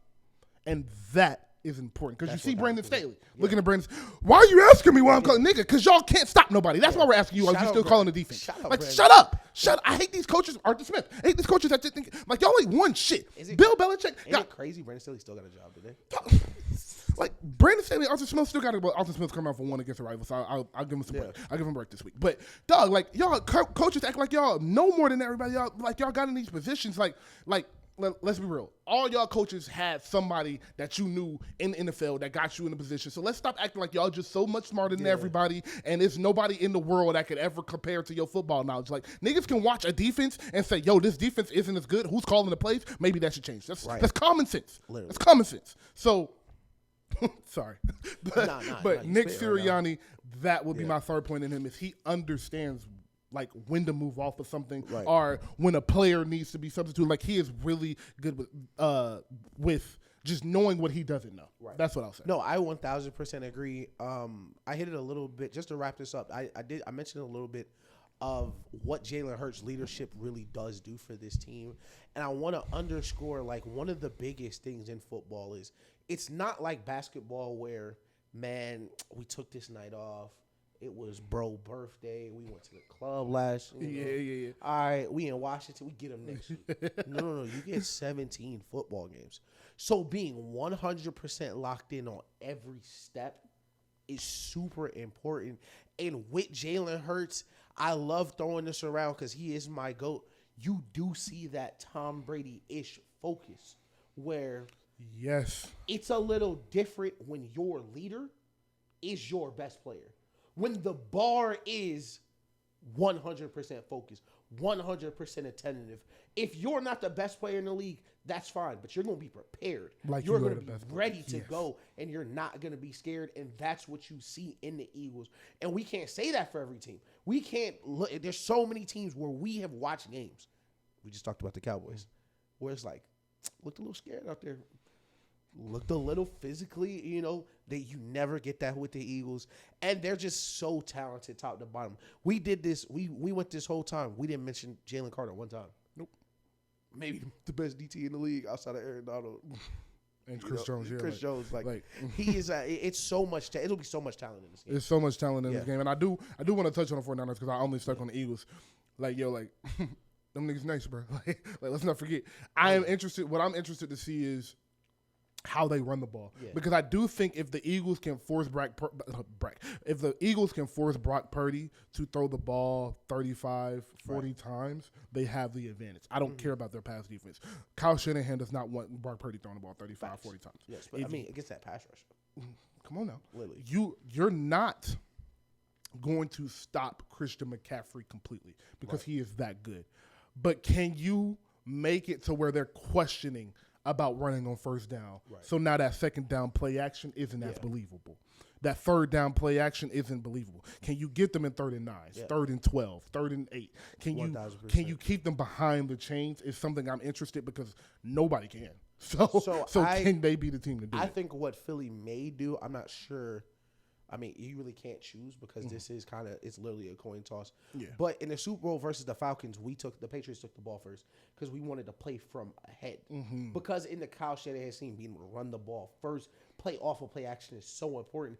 If the Eagles can win the toss, score, or get a stop, score, and play from ahead, I think they'll be in a much better position than if it's 17-17 going into the fourth. That's a great point, bro. That's a really good point, especially when you think about the fact that the Eagles haven't played a complete game all season. We spoke on that earlier. Right. So this would be the game to do it. Literally. Like your rival, the niggas you hate, let's put together a full 4 quarters of football. And, hey, look, we said it. Nick Sirianni, Jalen, they over there saying, yo, let's jump ahead, make him throw the ball, make him prove it to us. Because Eagles looking like, bro, y'all got Brock Purdy back there, bro. Like, y'all not finna beat us. Like, so make him prove it is probably the Eagles' message. It's been a lot. It's been so much chirping. It's been so much chirping. So much. Like, just calling somebody trash outright, like a starting quarterback that got paid. That's he like a really good corner. Bradbury was almost. I don't know if he was All-Pro. He was almost All-Pro last year. He trashed. Bro, I love it. I love it. I love it, dog. I mean, it's Deebo Samuel. Like what you really gonna say? If Deebo Samuel watched film on you and thought you was trash, fuck. Maybe he's right. What I'm gonna tell him? He played 2 positions. What I'm gonna tell Deebo? And he a Georgia boy. Shout out Debo. Shout out Debo. So let's get into some game picks, which you haven't done in a while. If y'all been with us for a minute, y'all know we used to do game picks every Sunday at like 1 o'clock. We was gonna do some game picks for the games that was happening as we were talking. But so tomorrow, Seattle at Dallas. Who you got? I'm gonna go Seattle, man. Hey, bro, me too. Me too. I just think it's something about Dallas in prime time, short week. If you notice, the Seahawks have not been looking great as of late. They've had some bad losses. It's a really important game for Seattle to stay in the playoff hunt. I think Seattle wins this game tomorrow. Yep. Let's see. It just feels like the Cowboys are due for another one, right? Exactly. It's like any day. It's been going too right. It's been too quiet over there. Like a weird. Really. We can see the pick 6 right now. Like I can see it. Facts, I can see Woolen running into the end zone. So Detroit, New Orleans. I'm gonna go. Oh yeah, Detroit. Okay. New Orleans stinks. I hate New Orleans. Oh, Derek Carr, I can't wait to talk about you. I was so happy the Falcons won the game. Shout out Jesse Bates, by the way. Shout out Jesse Bates. Crazy. Oh, all these games kind of suck. I was wrong. Denver at Houston. Houston and Denver's on a 5-game win streak. For sure, Houston. For sure. Okay. Houston. I'm going to say Denver continues their win streak. Okay. I am going to say Denver continues their win streak. And, of course, I'm picking Detroit over Saints. I didn't say that one. Right. Atlanta at New York. Which New York? Giants? Jets. My bad. Oh. I'm gonna go to the Falcons. I'm gonna go to the Falcons. That's a good one. I'm gonna go to the Falcons. I think the Jets are starting like a non-NFL player. Yeah. Like they're starting me. Like me and Tim Boyle are the same person. This is such a good question because at the same time, it's the Falcons. So like, if anybody were to lose, it would be them, right? Like, Yeah, that's a good one. for sure. Yeah. For sure. This is the Tim Boyle legacy game. Sunday night, Kansas City and Green Bay. Damn, Jordan Love. Yeah, no, Kansas City gonna beat the Packers won't be able to score. Okay. So I'm going to say Kansas City wins because I'm not pitching against Patrick. Yeah. But I'm going to say it's a close game, though. It's Okay. at Lambeau. Yeah. But Jordan Love is getting better every week. Thanks. I pump the brakes. Stop saying he's trash because he has Yeah. bad games. He's never played football, NFL football before. Like, let him get through his first season, start judging him next year. But I think this is going to be a close game, and I think part of that is because I do think Kansas City has offensive problems they're still working through. Yeah. I think this will be a nice 27-20 game, but the Chiefs will win. Okay, bet. I like that. Yeah. Monday night, Cincinnati, Jacksonville. Oh, Jacksonville. I know. I don't know why I said that. Yeah. Sorry, y'all. Jacksonville. And the game of the week, the game everybody will be glued to, probably will be the most watched NFL regular season game of the year. San Francisco at Philadelphia. I'm gonna go San Francisco. Okay.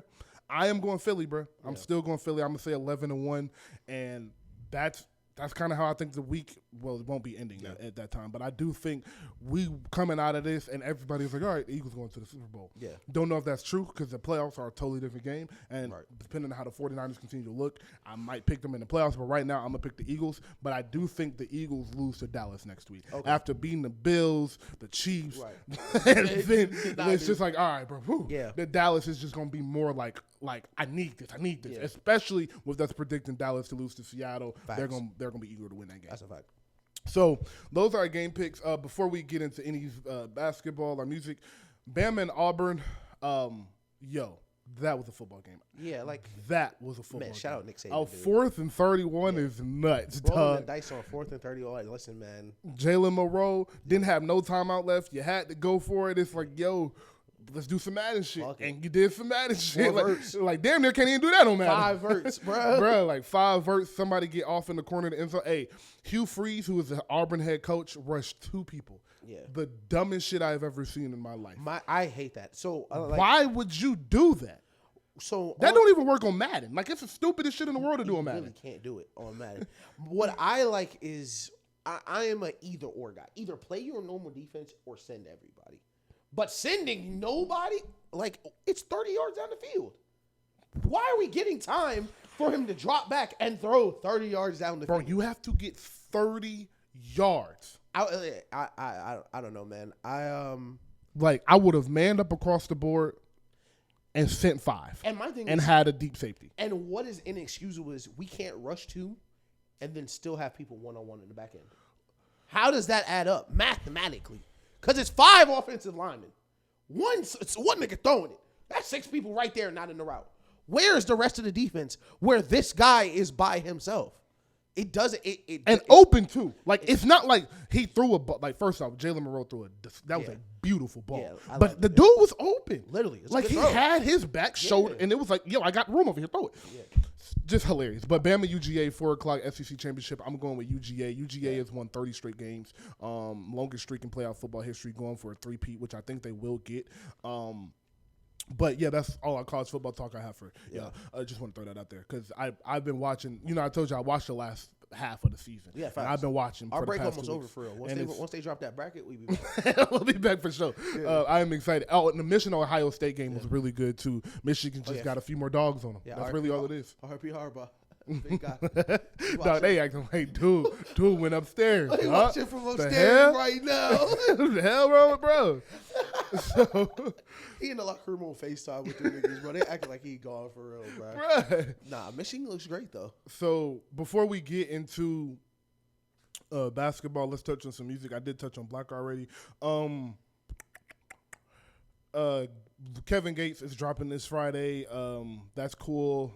Beyonce's movie is coming out. That's very important. Y'all, please go support the queen. Yep. The Falcons did an Atlanta 50 performance all throughout the game, which is gas. Super like hard. Paid homage to all the Atlanta legends. It's what like we thought the Super Bowl the ones that just had one hit. They had a couple hits. Like, everybody got some shine, got some praise. They invited all the rappers to the game for free, was on the field. Like, it was truly, truly beautiful to see, like, the culture. Like, we really, like, this is, man, like, Man, Vic had the world in his hands, dog, when he was in Atlanta, dog. Like, that's just, I can't, like, just Dog, think, they just like, don't get Vic, it, bro.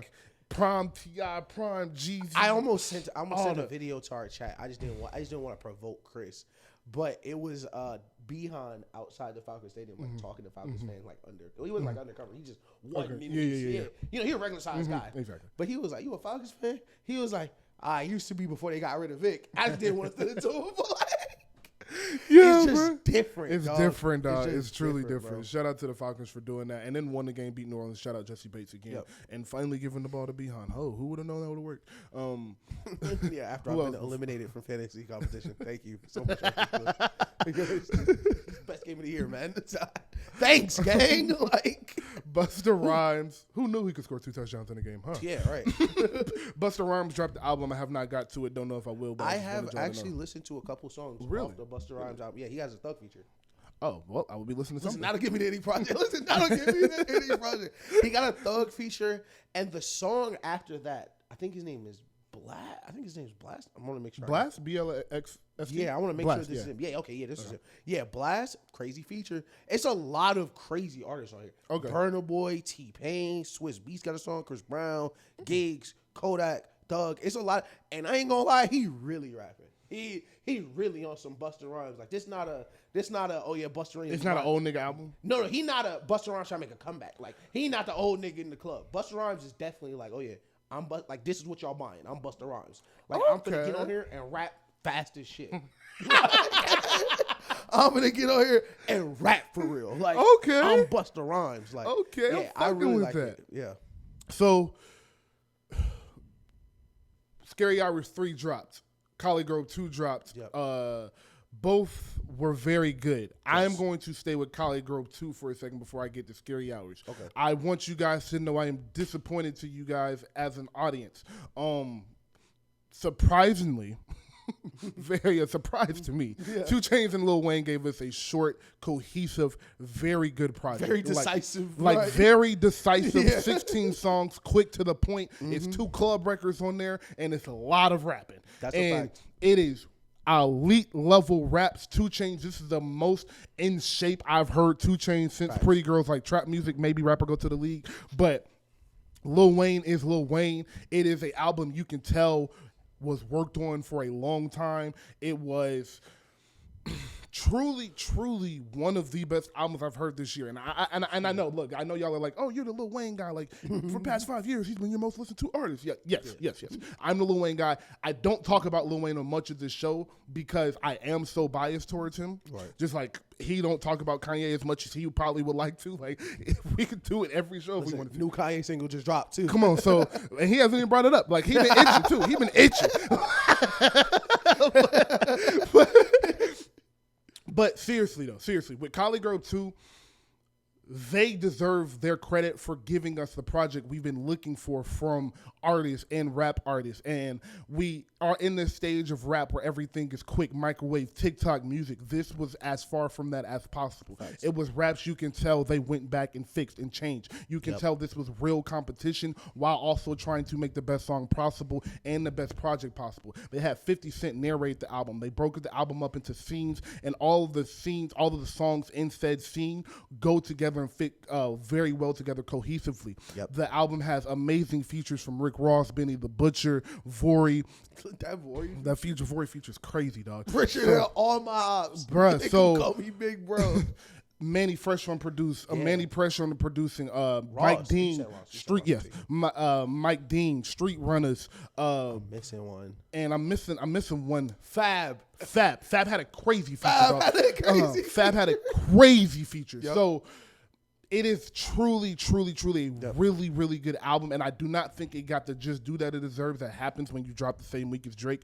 But I hope that you guys take the time to go sit and listen to this album because it truly is a great album. It is a no-miss album. Now, there are a difference between a no-miss album and a song with 16 perfect songs. Right. It's not 16 perfect songs, but there's no bad songs, there's no misses. The album flows very well on the first listen. You're like, oh, okay, this is nice. And I have about 12, 13 songs that I'm going to go back to, and then the other 3 are the club records, and like I just don't need to hear. So, because I don't be in the club. So, shout out to Lil Wayne, shout out to 2 Chainz. You dropped a really good project, one of the easily one of the 5 or 6 best rap albums I've heard this year. We'll be doing our wrap-up show in a couple weeks, so I'll go back and listen to everything and figure that out. But, man, they really came with it. No, it's 1,000%. To Drake. Oh, yeah. Scary Hours 3 is crazy. I'm looking up at the board. I was like, what the hell? I was trying to figure out. Man, Scary Hours 3, I got to be honest, man, we just be so right. Like, you know, I was listening to Scary Hours, and everybody was enjoying it. And I was just like, man, didn't nobody tell me thank you? Didn't nobody tell Ish thanks? Or, yeah, Ish, you right. Like, thanks for telling Drake this. Like, for years, I've been the man. I'd love to hear Drake rap. And then I was the man. If Drake got on some conductor beats, some like, so just to frame it. And, you know, I said this in the chat. I was kind of joking. This is my album of the year. These 6 songs. You know, call it what y'all want. Call it what y'all want. I will take these 6 songs versus any album dropped this year. Some of his best work, no doubt about it. Reinforced everything that we have said on this show. We said before this show. Like, these are some of my favorite Drake songs. Like, to the point where, like, I thought the album was all right. I wasn't a huge fan of it. Like, I don't even listen to the rest of the album. Like, I'm right there. Mm-hmm. I'm right on the deluxe. Mm-hmm. I'm skipping right past it. Like, I'm not listening to the album. Bro. I don't care. And it really showed you, oh, yeah, this is what it used to sound like. Oh, yeah, this is what I was looking for. Like, Facts. It is so good. The production is immaculate. And you can just tell, like, and we are always kind of bigger on this about just how good of a pure rapper Drake is. Yes, sir. Just get on, and you pointed this out just because his relationship with Wayne, like, this is how he kind of came up, where Drake just rap about anything. And make it appealing. And you saw it this album where he could just really just get on 6, 7 songs easy. Just get off. Make album of the year. And that's the thing. And I guess that's why it's so frustrating. It was like, man, just a little hint of it. But like 10 songs of these, it's a classic. All right. You done? Yeah. Hey, Drake. All due respect, fuck you. He be taking that shit personal. Look, dog. First off, all right. So look, the raps was cute. They was great, cool, whatever. Fuck you, Drake. Look, I'm so scared. Look, dog. And I hope you don't see this. I hope everybody but Drake sees this. Listen, before you start paying, he's not from Best Buy. Chill, nigga, chill. They not from Best Buy, dog. So shout out to the pawn shop. I'm just joking. Shout out to my nigga Remy on 89. You feel me? But seriously, fuck Drake. And this is why, dog. Because you lie to us. Tell him. You lie. Tell him. You lie, dog. Because Yep. you know what you be doing, Drake. You know what you are capable of. Yep. You also know what each base of your fans want. Mm-hmm. You know you have fans that like your pop music. You have fans that like your R&B music. You have fans that like all of it, and you have fans that want you to rap. You started an album promo tour with saying, yo, I'm dropping an album called For All the Dogs, for all my dogs gonna love this. Y'all talking about the old Drake. This is the album with the old Drake. I think you're gonna love this. This is the album. I'm the old Drake. Oh my God, I'm listening to the album. It's so good. Oh my God, look y'all, I just listened to the album again. It's finna come out. Never mind, I needed to work on the album some more because it's so good and it's such old Drake. You do all of this on a world tour, 15,000, 20,000 every night. You telling everybody for all the social media to see. And then you know what a classic album is, Drake. You know, because when you went and sat down with Elliot, you told us your best album was Nothing Was the Same, which everybody says the same thing. You know what your best projects are. You know how good Views is. You know how to craft an amazing album.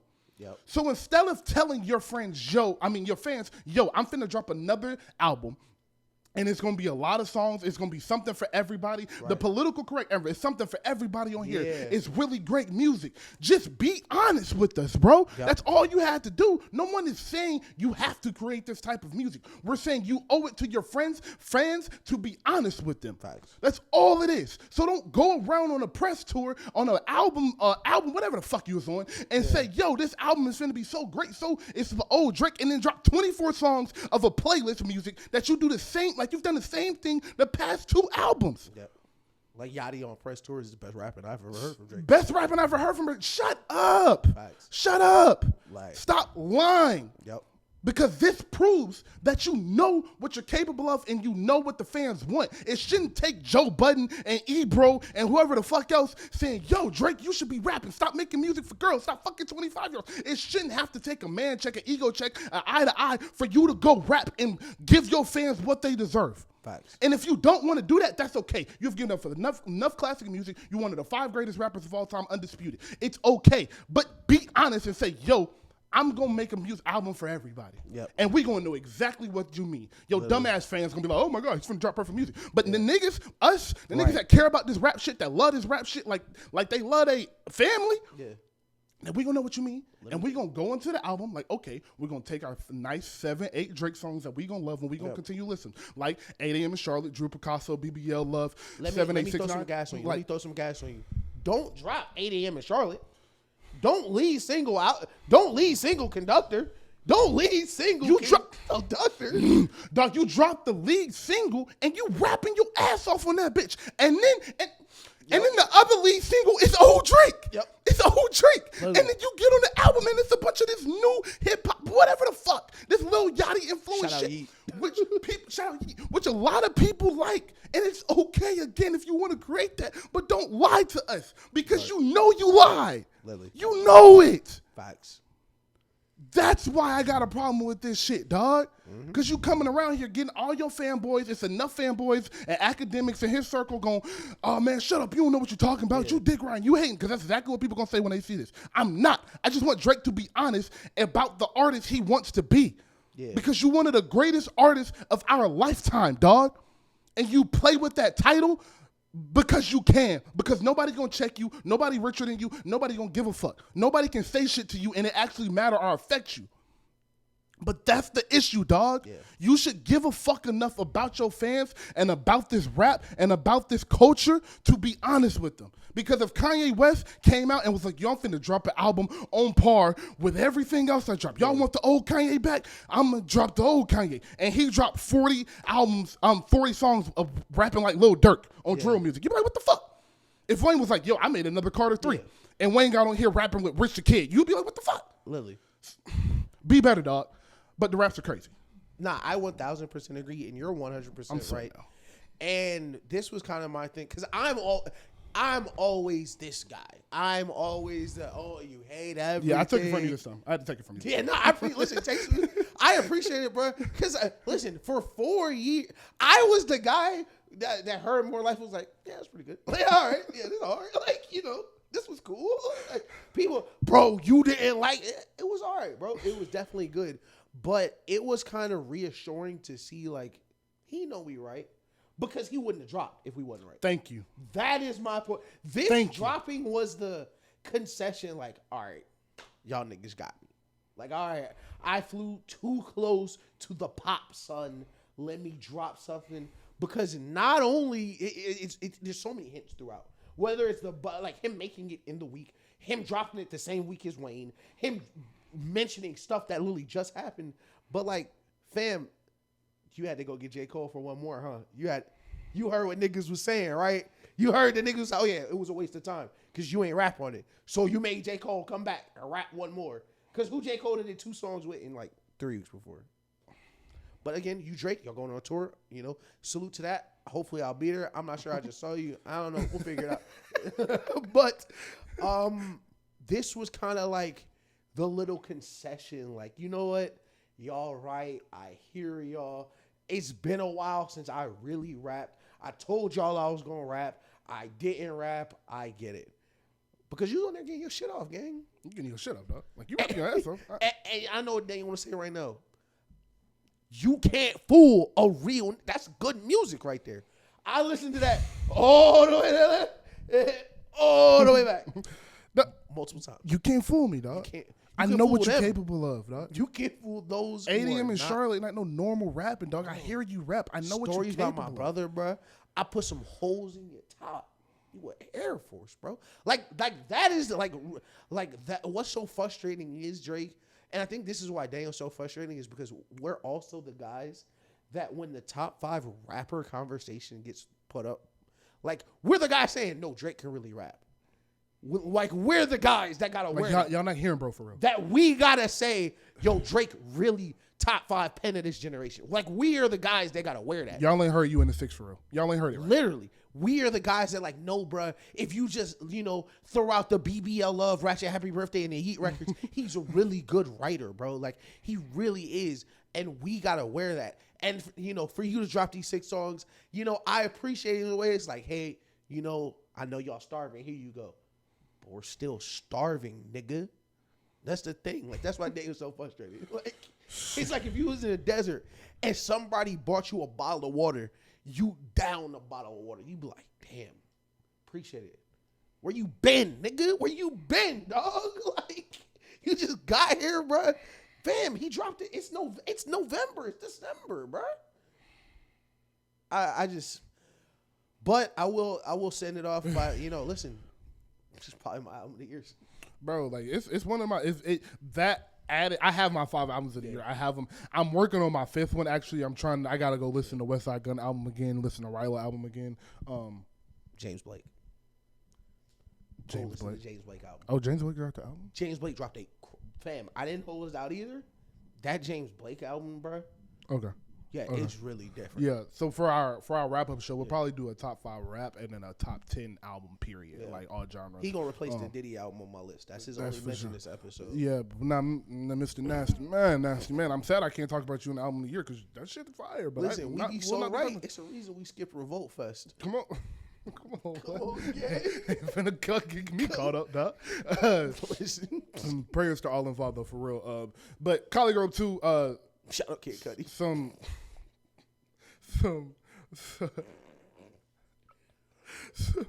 real quick. If you never mind.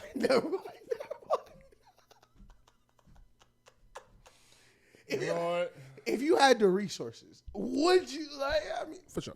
Yeah, for sure. We won't say for sure, but like for sure. Y'all want to know? Talk to one of my nigga with me with some money. I for sure blow one of you niggas' car up, bro. Man. So.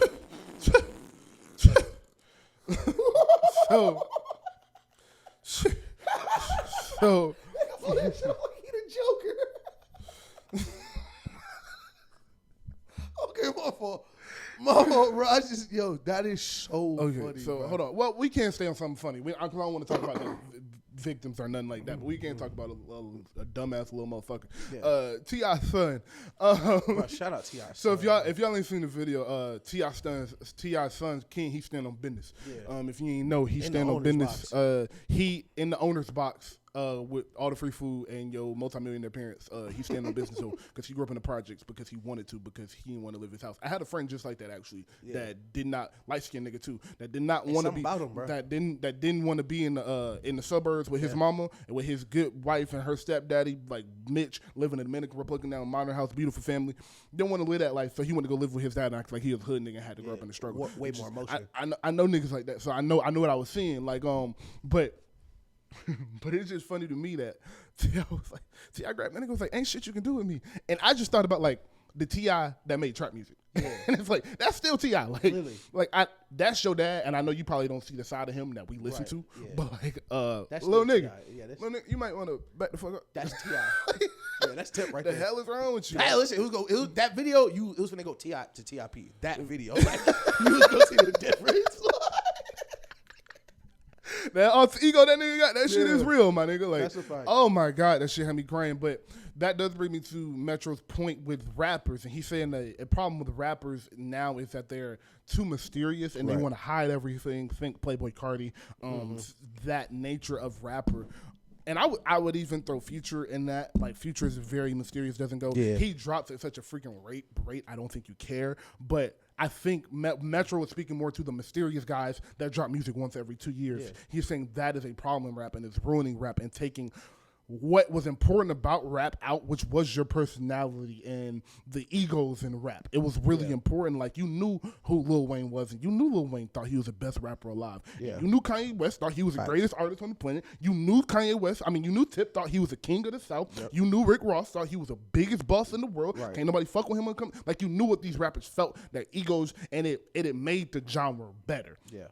Now you know what these niggas singing. They just wear all black, cover their face, and come on the stage and yell for 30 minutes and walk off. So Tizo touchdown got shoulder pads on and shit. We don't know what the fuck on. So do you think it's some truth to that? Do you think it is harming rap, or do you think it is just what it is? I think he's right in a way. I think he just, I don't want to say he didn't finish his point in a way, because I'm sure he hadn't like sat out and broke it down. It was like, just like offhand. Yeah. But he's absolutely correct. He just never finished it. The real problem is how music, it always goes back to how music is distributed now, but how we connect with artists is so much different than it used to be. Where when we were younger, like, we really caught the last of it. Like, I have Rolling Stone magazines at home. Like, I have, like, where Eminem was on the cover of Rolling Stone, or 50 was on the cover of a magazine, or when 50 and Kanye did the cover. Like, there were certain ways we were able to get the personalities of rappers. So it was more of a mystique around them, where they are like actual characters, like how wrestlers used to be characters. Like, I mean, they still are, but like, for us, rappers used to be like wrestlers. You would only see them a couple times a year, and when you saw them, they were the rapper. They were, oh, this is Lil Wayne. Oh, when I saw you, oh, that's Hov. Oh, there go 50. Yeah. They weren't on Twitter like, I had a guava smoothie today. Like, the way we connect with artists is so much different. It's like we peel the curtain back. Like, yeah, it's amazing. I can connect with my favorite artist at any time. See what he's doing at any time. But also, I got to get on Instagram and watch Drake's story.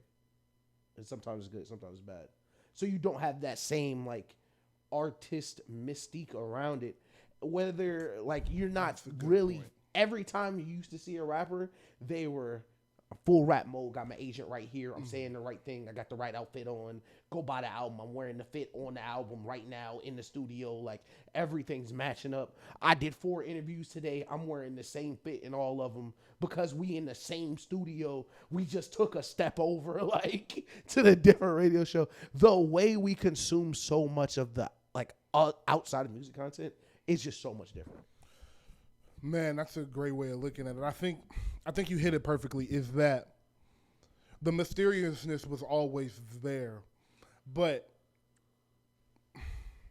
the question in the mysterious had an answer to it. Right. You could figure out, oh, okay, so he's vibrant. Oh, he really is quiet. Oh, he's loud as fuck. Oh, he's funny. Right. You could see that, but there was a mystique behind the artist that was necessary, so you still believe they raps, even though they ain't really lit at. Like, they rich as fuck, they on boats, and we talking about killing niggas. Like, it takes a layer of the...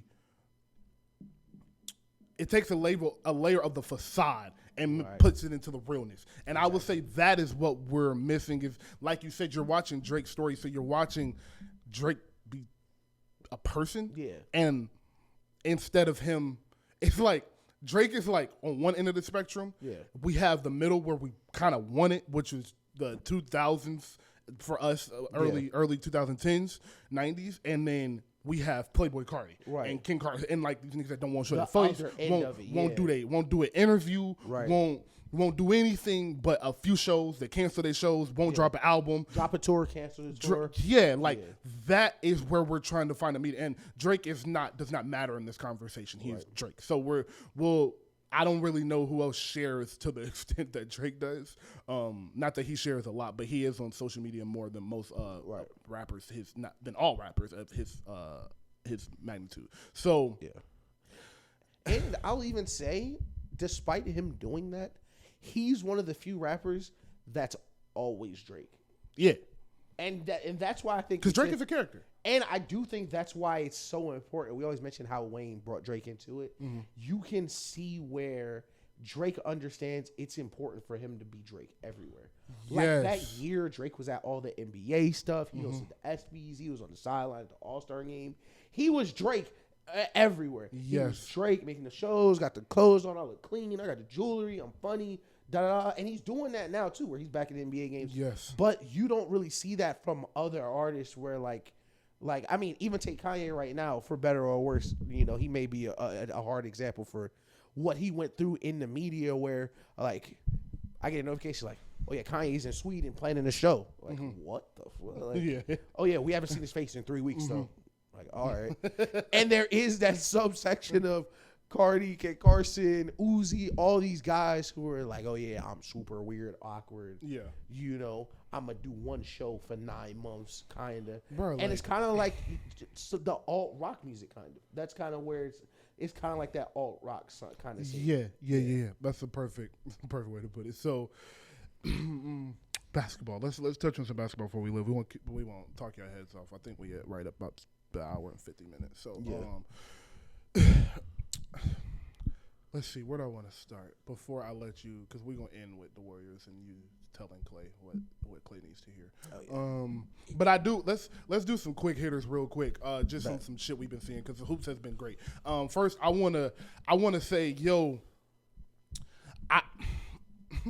dogs will be dogs. Kind of the theme of the show. Like I've been saying all year. If you're a dog, if you've been a dog, I'm a expect you to prove you a dog. So when I do the top 10 list, when I do the top 5 list, I usually put the guys that have done it and have proved it on there first.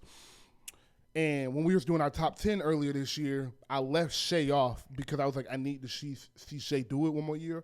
That's over with. I don't need to see shit else. Yeah. Shea, Chet, and Jalen Williams gonna be a motherfucker to deal with for these next 5 to 10 years. No, that's a fact. Josh Giddey is out of there. Josh Giddey will be out of there. And that's not even to do with the situation. I'm not talking about that because you don't have all the facts. Simply, I've heard a lot of different things. Some that would make him very innocent, and some that would.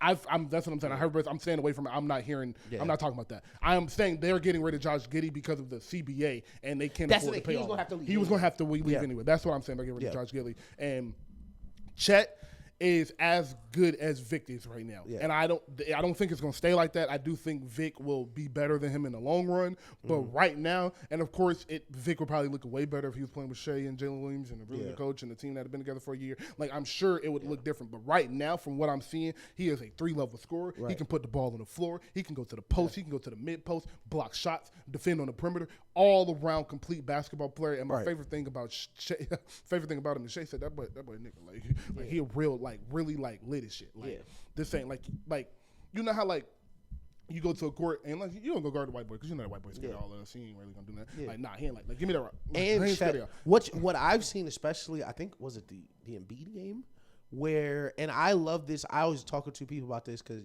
gambling is like super huge now. Everybody gambles, but I always tell people don't bet on people with low motors. You bet on somebody with low motors, you're playing with your money. Yeah. Chet has an extremely high motor. Yes. And I love seeing that, especially in bigs. And you see this with AD now, where AD struggles to score consistently every night. You're like, oh my God, he's so soft. No, he doesn't have a high motor. When you're a big, especially in this NBA, 70% of your points need to be gravy. Yeah. 70% of your points need to be pick, roll to the rim, offense rebound, all right, post up, da-da-da. But a lot of that is hustle, hard work. You need to be doing everything fast and with a lot of effort. Yes. And that's why you see the best bigs, I mean, except for Embiid, who's just ridiculously skilled and 3 times the size of everybody and flopping the whole game. But, like, Bam, like all the rest of them, they're doing a lot. Triple handoffs, setting screens, running full speed the whole game. You got to have that big. We'll throw Draymond in that, too. Yeah, that's a fact. Like, you need to have that motor. And his motor on defense raises his ceiling so much. It really does, bro.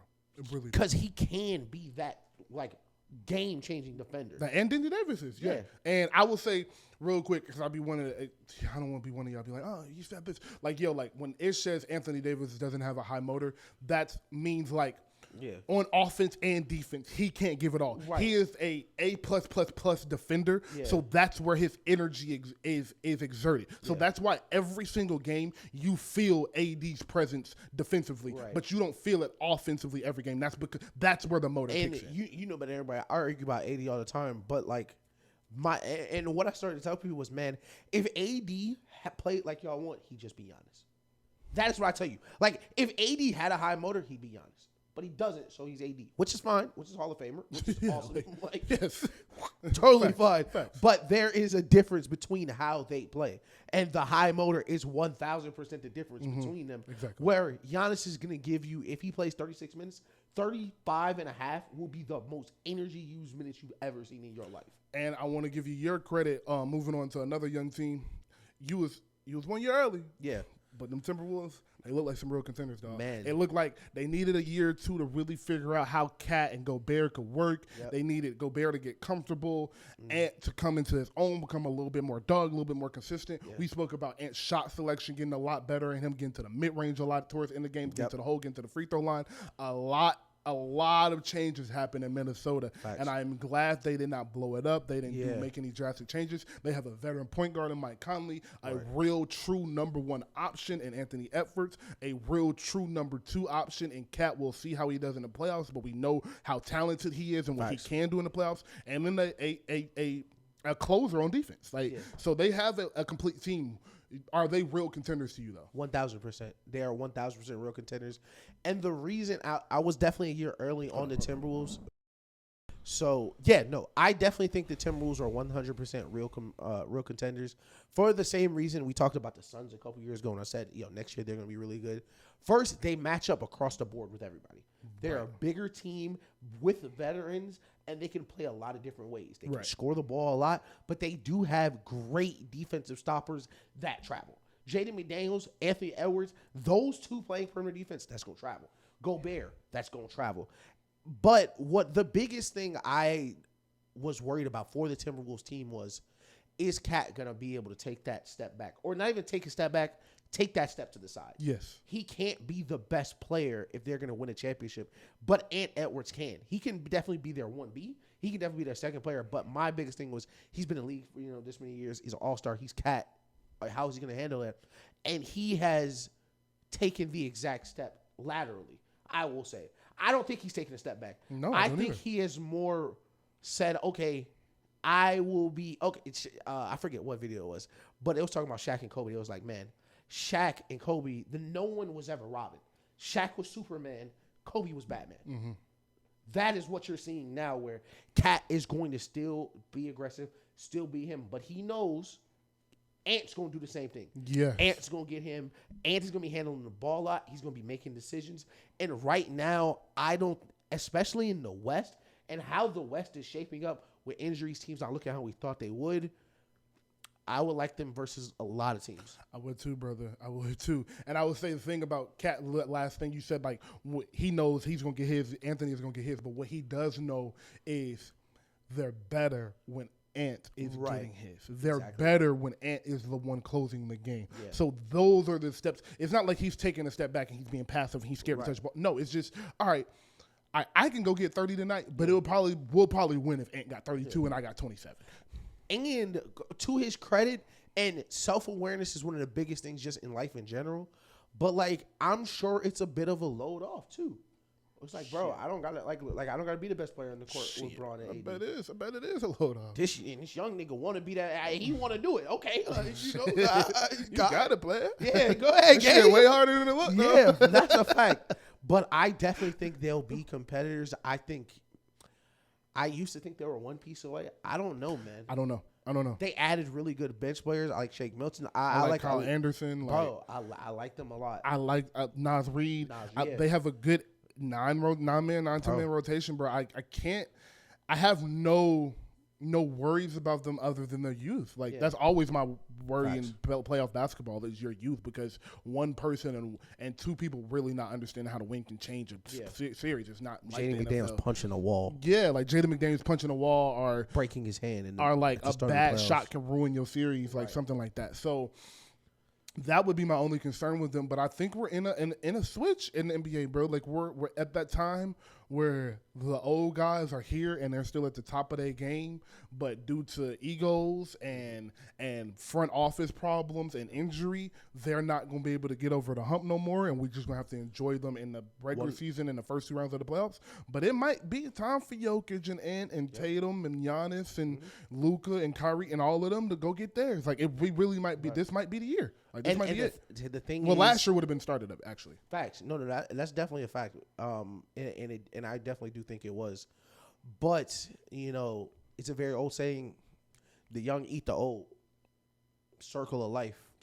It's always somebody next. Always. It's always somebody next. And you're seeing that now with the Timberwolves.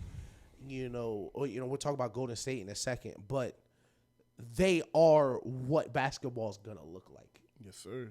They are big, fast, athletic, shooters, move the ball, play defense in a way other teams don't play defense. And Gobert does get a lot of credit for this, but even outside of Gobert, they play a certain type of defense that everybody in the league doesn't play because it's not easy. It's not a defense you can take nights off. If you watch the Timberwolves, since Fincher, I think his name is Fincher, since Fincher has got there, they are rotating, bounce, pass. They don't want to give up any shots. And when you have great defense, when you have at minimum 3 great defenders on the court at all times, it's really hard. It's hard to score the ball. Yep. So that does bring us to Golden State. Yeah. I'm going to talk to Steve Kerr real quick. Okay, I'm going to talk. Well, I'm really going to talk to the team, and then you can talk to Clay, and then we'll get out of here. All right. I want to post TikTok, so keep your Clay to like 2.5 minutes, under 2 minutes. All right, so, because I know you're gonna get your back. So we better go find. So look, y'all. Steve Kerr and the Golden State Warriors, bro. It's been fun, man. It's been a fun 10 years, 8 years, whatever the hell it was. Fun 4 championships, 7 finals appearances. Like, truly was a really fun time. But brother, man. At the end of the road, like, look, brother, it is over. And I am the biggest Steph Curry fan, the Warriors fan. I got a blue controller for the Warriors. I'm joking. But seriously, bro. The funny thing is you guys have a good team. And you guys play like 16 minutes of good basketball every game and then kind of fold at the end of games because you have a problem where you can't control the egos of your veterans. Your veterans are not once what they were. Actually, I'm not even going to do this. Klay Thompson is not what once he was, but he's talking to Klay, so I'm not going to harp on that. Klay Thompson is not what he was, and Steve Kerr is scared to pull him out of games for the young and youthfulness of Moses Moody. What people do not understand is Klay Thompson was never... And many men I understand, maybe just not aware. Klay Thompson was not here, Klay, we're going to clear your side. Yeah. The game has never been that. Right. Klay Thompson was always, all right, he's coming off the screen, he's going to pump fake, 1 dribble pull up. All right, wide open 3-pointer. All right, the thing about Klay was he could make really tough contested threes, and he could make tough contested 2s off the 1 dribble pull up. But you were never, ever clearing a side for Klay. Right. That was very seldomly happening. So that is what's happening now in this offense. Is you're swinging the ball to Klay, and Klay is getting into his Kyrie mode, but that's not his bag, and he's not good enough. He's not quick enough. He doesn't shoot the ball well. Well, he shoots the ball well enough, but not in the way he rushes his shot. Yeah. So Steve Kerr does not want to move Moses Moody to the bench, who can do exactly what Klay can do. He can shoot a 1 dribble pull-up, he can play defense, and he makes his 3-pointers. He hasn't missed a shot in 2 games, but continuously is pulled off the floor for no reason at all. Jonathan Kuminga, the same thing. Serves, he provides easy baskets, he can score in the mid-range. He is a 2.5 level scorer. He hits his free throws. And he defends at a very, very high level. And he's the only one that drives to the rim. And he is the only one that is consistently driving to the rim. And Wiggins has started. Wiggins has picked his game up for the last few games, so I'll move off of him. And Steph Curry is 38 years old, should not be driving to the hole at all, barely. Please. So shoot the ball, shoot 50. Once you get to that first throw line, just float it. We don't need you, John. Bro, he went to the hole on 3 people yesterday. I was like, bro, stop it, just shoot. But Steve Kerr has this issue where It's too many egos on the team, and he doesn't know how to manage them. So now the minutes are what I said would happen was he wasn't going to chase wins. He was going to chase people's feelings and a good rotation and what will work in the playoffs. And the West is too good for you to be doing that. Yeah. And last night, we're recording this on a Wednesday. Last night was a play-in game where they gave up a 24-point lead. That was as disgusting as a loss as you should be, as you can get. These next 10 games are going to tell me everything I need to know about the rest of their season. Because how you come back from a loss like that, a disgusting loss, Draymond coming off a 5-game suspension, still being immature. Draymond, grow the fuck up, dog. I know the tech was bullshit. I know it was. But before that, you were mad about the dude fake elbowing you in the whatever the hell. I don't even think you got hit actually. Yeah. So you just you lose your temper and take your team away from the game because you're taking the focus away from the team because now everybody is looking out the corner of their eye like, all right, is Draymond gonna shut up? All right, is Draymond gonna shut up? Am I gonna have to go over there? And now everybody's focus is on you instead of the game. Yeah. And y'all were playing a perfect basketball game. Like, that's what was so frustrating to watch. It was like, oh, these niggas are good. Like, 70, they came out and 70 in the first half. Bro, was looking like, yo, no, we really finna beat them by 12 because we want this playoff spot. They was playing with that type of energy. And then Draymond went crazy. Clay started taking back shots, and everything just slowly collapsed. You start to feel the league coming up. Chris Paul going out did happen. Chris Paul and Gary Payton did hurt. But you feel the league wincing away, and then you have Clay taking bad shots. Right. You have bad foul calls, no defense. You're small. So it's just Steve Kerr has to get that locker room in check and get the Eagles in check and sit down with Clay and tell him he's not who he is. Sit down with Wiggins and tell him, yo, if you're not playing well, you're going to have to come off the game. You're going to have to sit down with Moody and explain to them, yo, you got to be ready to take on 28, 30 minutes. Same thing with JK. But I don't, because of how many good teams there are, because I do think on paper and you got Steph Curry, you're a good team. Like, I don't want to act like these niggas are trash. It's just they're playing like trash because of everything else surrounding them. And until that gets fixed, 1,000%. 7-8 seed, bro. Yeah. At best. No, I 1,000% agree. And I think the Draymond point, it goes under the radar. I don't want to say it goes under the radar. But last night, y'all lost by 1 point. Hello. That technical matters. Hello. That stuff matters. And I'm going to talk to Clay real quick. I'm going to get right real quick because this is going to be a conversation it's going to be tough for you, Clay. It's going to be tough for me too because, I've been a fan from the beginning. Like, 2014 versus the Spurs, y'all went crazy. Clay, pride cometh before the fall. And this is something you've heard, I've heard, we've all heard. But it, in different situations, it manifests itself in different ways. And I didn't think you knew it. This video, this TikTok's going to be called Does Clay Know? And I didn't think you knew from the shots that you took, from how you acted until you went to that press conference. And you said you want them to bench me or Wiggins? Because what you're doing is the exact opposite of what is going to sustain your career in every way we thought. Because I know everyone with a brain watched Ray Allen and said, man, Clay could do that. Clay could just run around for 20 years, take wide open threes, play in big games, do his thing. Thank you. And one of my biggest proponents for you, because I'm one of your biggest fans, is, man, Clay can play with anybody. Because Clay don't need the ball, stretch the floor, play defense. Right now, you are a bad defender. Bad. Like, not a good Steph Curry's you may be one of the worst perimeter defenders on the team, and it's a team with Corey Joseph on it. Secondly, I don't think Clay's taking a good shot in 3 years. Real talk. I don't think Clay has taken a good shot in 3 years, bro. The game should be so easy for you. But I understand the need to when Lightning McQueen came back, and there were different cars in the track, and bro was like, you had a good career, and hit the gas on him. He didn't want to accept it, bro. But that's the thing, bro. They're different, Clay. This is a different league, and you're a different race car. You done had parts replaced. You've been in crashes. You done seen some wars. You are not the Clay from 2015, and that is fine because nobody wants you to be but you. If you can get out of your own way, this team will be fine. But the one person causing the most damage to you and hurting yourself the most is you.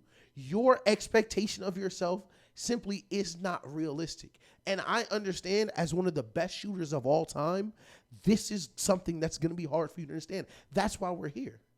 That's why I got the fit on. That's why I want you to really feel what I'm saying. Because this is not something we're saying lightly. This team is at a crossroads. And last night I watched the game, and before the lead was blown, I think the game just got tied. Mm-hmm. I think De'Aaron Fox and one. I picked up my phone and said, this is not a good basketball team.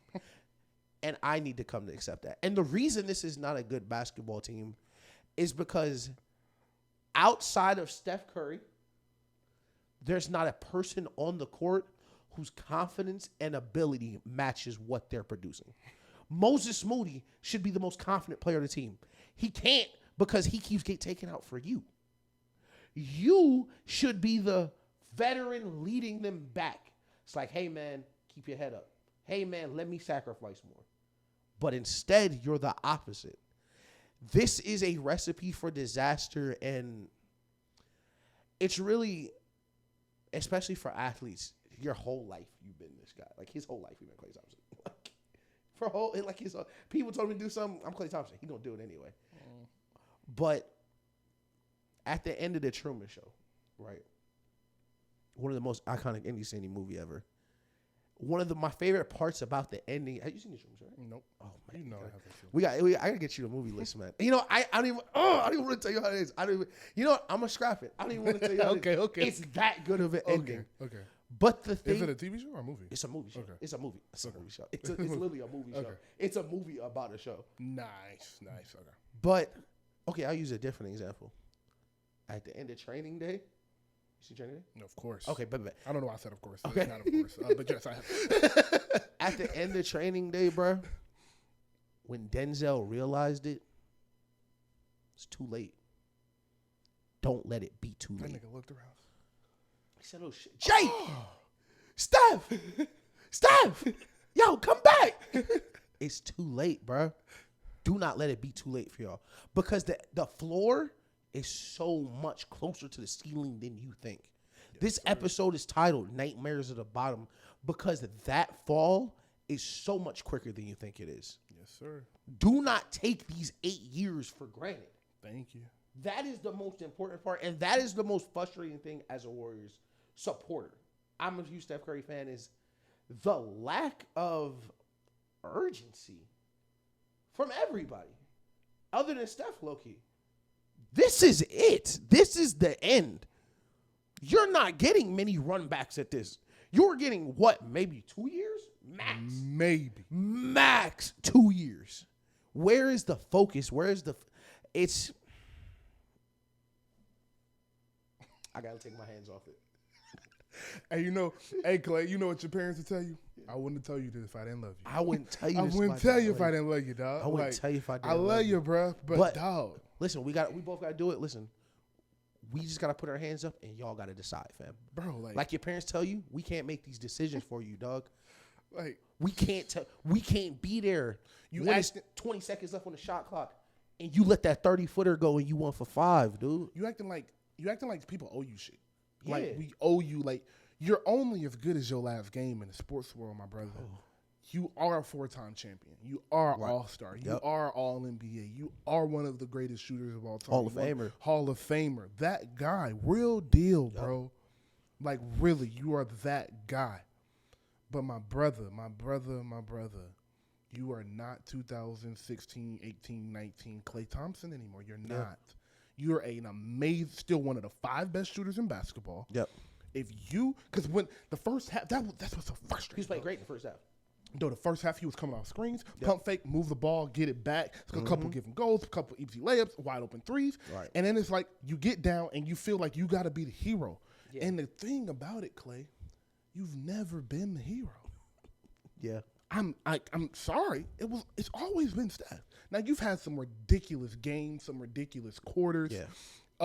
My fault. But game 6, you was a hero. You was a hero in game 6 of the OKC game. But like you don't have many moments like that. It's been like you've been the second fiddle. You've hit the big shot that gets to the bigger shot. Right, the big shot right before the big shot. Yeah, like you've done that, and that's your bag. You're clutch as fuck. Like I'm not saying he's not clutch or nothing like that. He is clutch as hell. He's an amazing shooter. You're a dagger hitter. You're a dagger expert. Like they call like they're front runner shooters. Like when they get up and get a leak, them niggas do not miss. Facts. So it's like just stay what you have been and stop trying to show up like you gotta like you bet so much better than everybody on the team and like these reporters have the audacity to ask you if you go into the bench. My nigga, you look like you should be on the bench. You look like you should be coming off the bench, dog. I'm not gonna cap.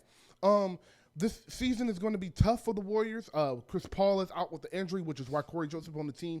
39-year-old Chris Paul was not playing 82 games, so that doesn't really bother me. I would rather this come now than in March. Gary Payton Jr. did just tear his calf muscle, though, so he's probably done for the season. If not the season, definitely until the playoffs. That is a really big loss because that's their second best perimeter defender, maybe their first best. And his defense on De'Aaron Fox was amazing. De'Aaron Fox, Malik Monk, special, truly. So I hope he can get back before the playoffs if these niggas make the playoffs. But to end it all, bro, like, hey, heaven is at the top. Them nightmares are at the bottom, my brother. Don't get to the bottom. And this is not for Clay. This is for, and I don't do this often because I love to hurt. This is for Colin Coward. This is for, all you little tweeters that couldn't wait to get that Jordan Poole takeoff. That, we got him out of here. The chemistry's reset. They're back winning on the road. They'll be fine. There are problems with this roster that did not need to be there. Because right now, you're not healthy. That hadn't changed. You hadn't been healthy the last 2 years. Last 3 years. You won a championship, you weren't healthy. You can't score. That did not used to be a problem. There are no playmakers on the team at all outside Steph Curry and Chris Paul. And that is a problem. And what you mentioned, because I wasn't going to let you get out of here, Steve. Sit back now real quick. I wasn't going to let you go. Your inability to, for lack of words, run this team is the reason this dynasty is going to end much sooner than it needed to be. Because so many of the problems, and this is the most frustrating part, so many of the problems for the Warriors are self-inflicted. On the court, off the court.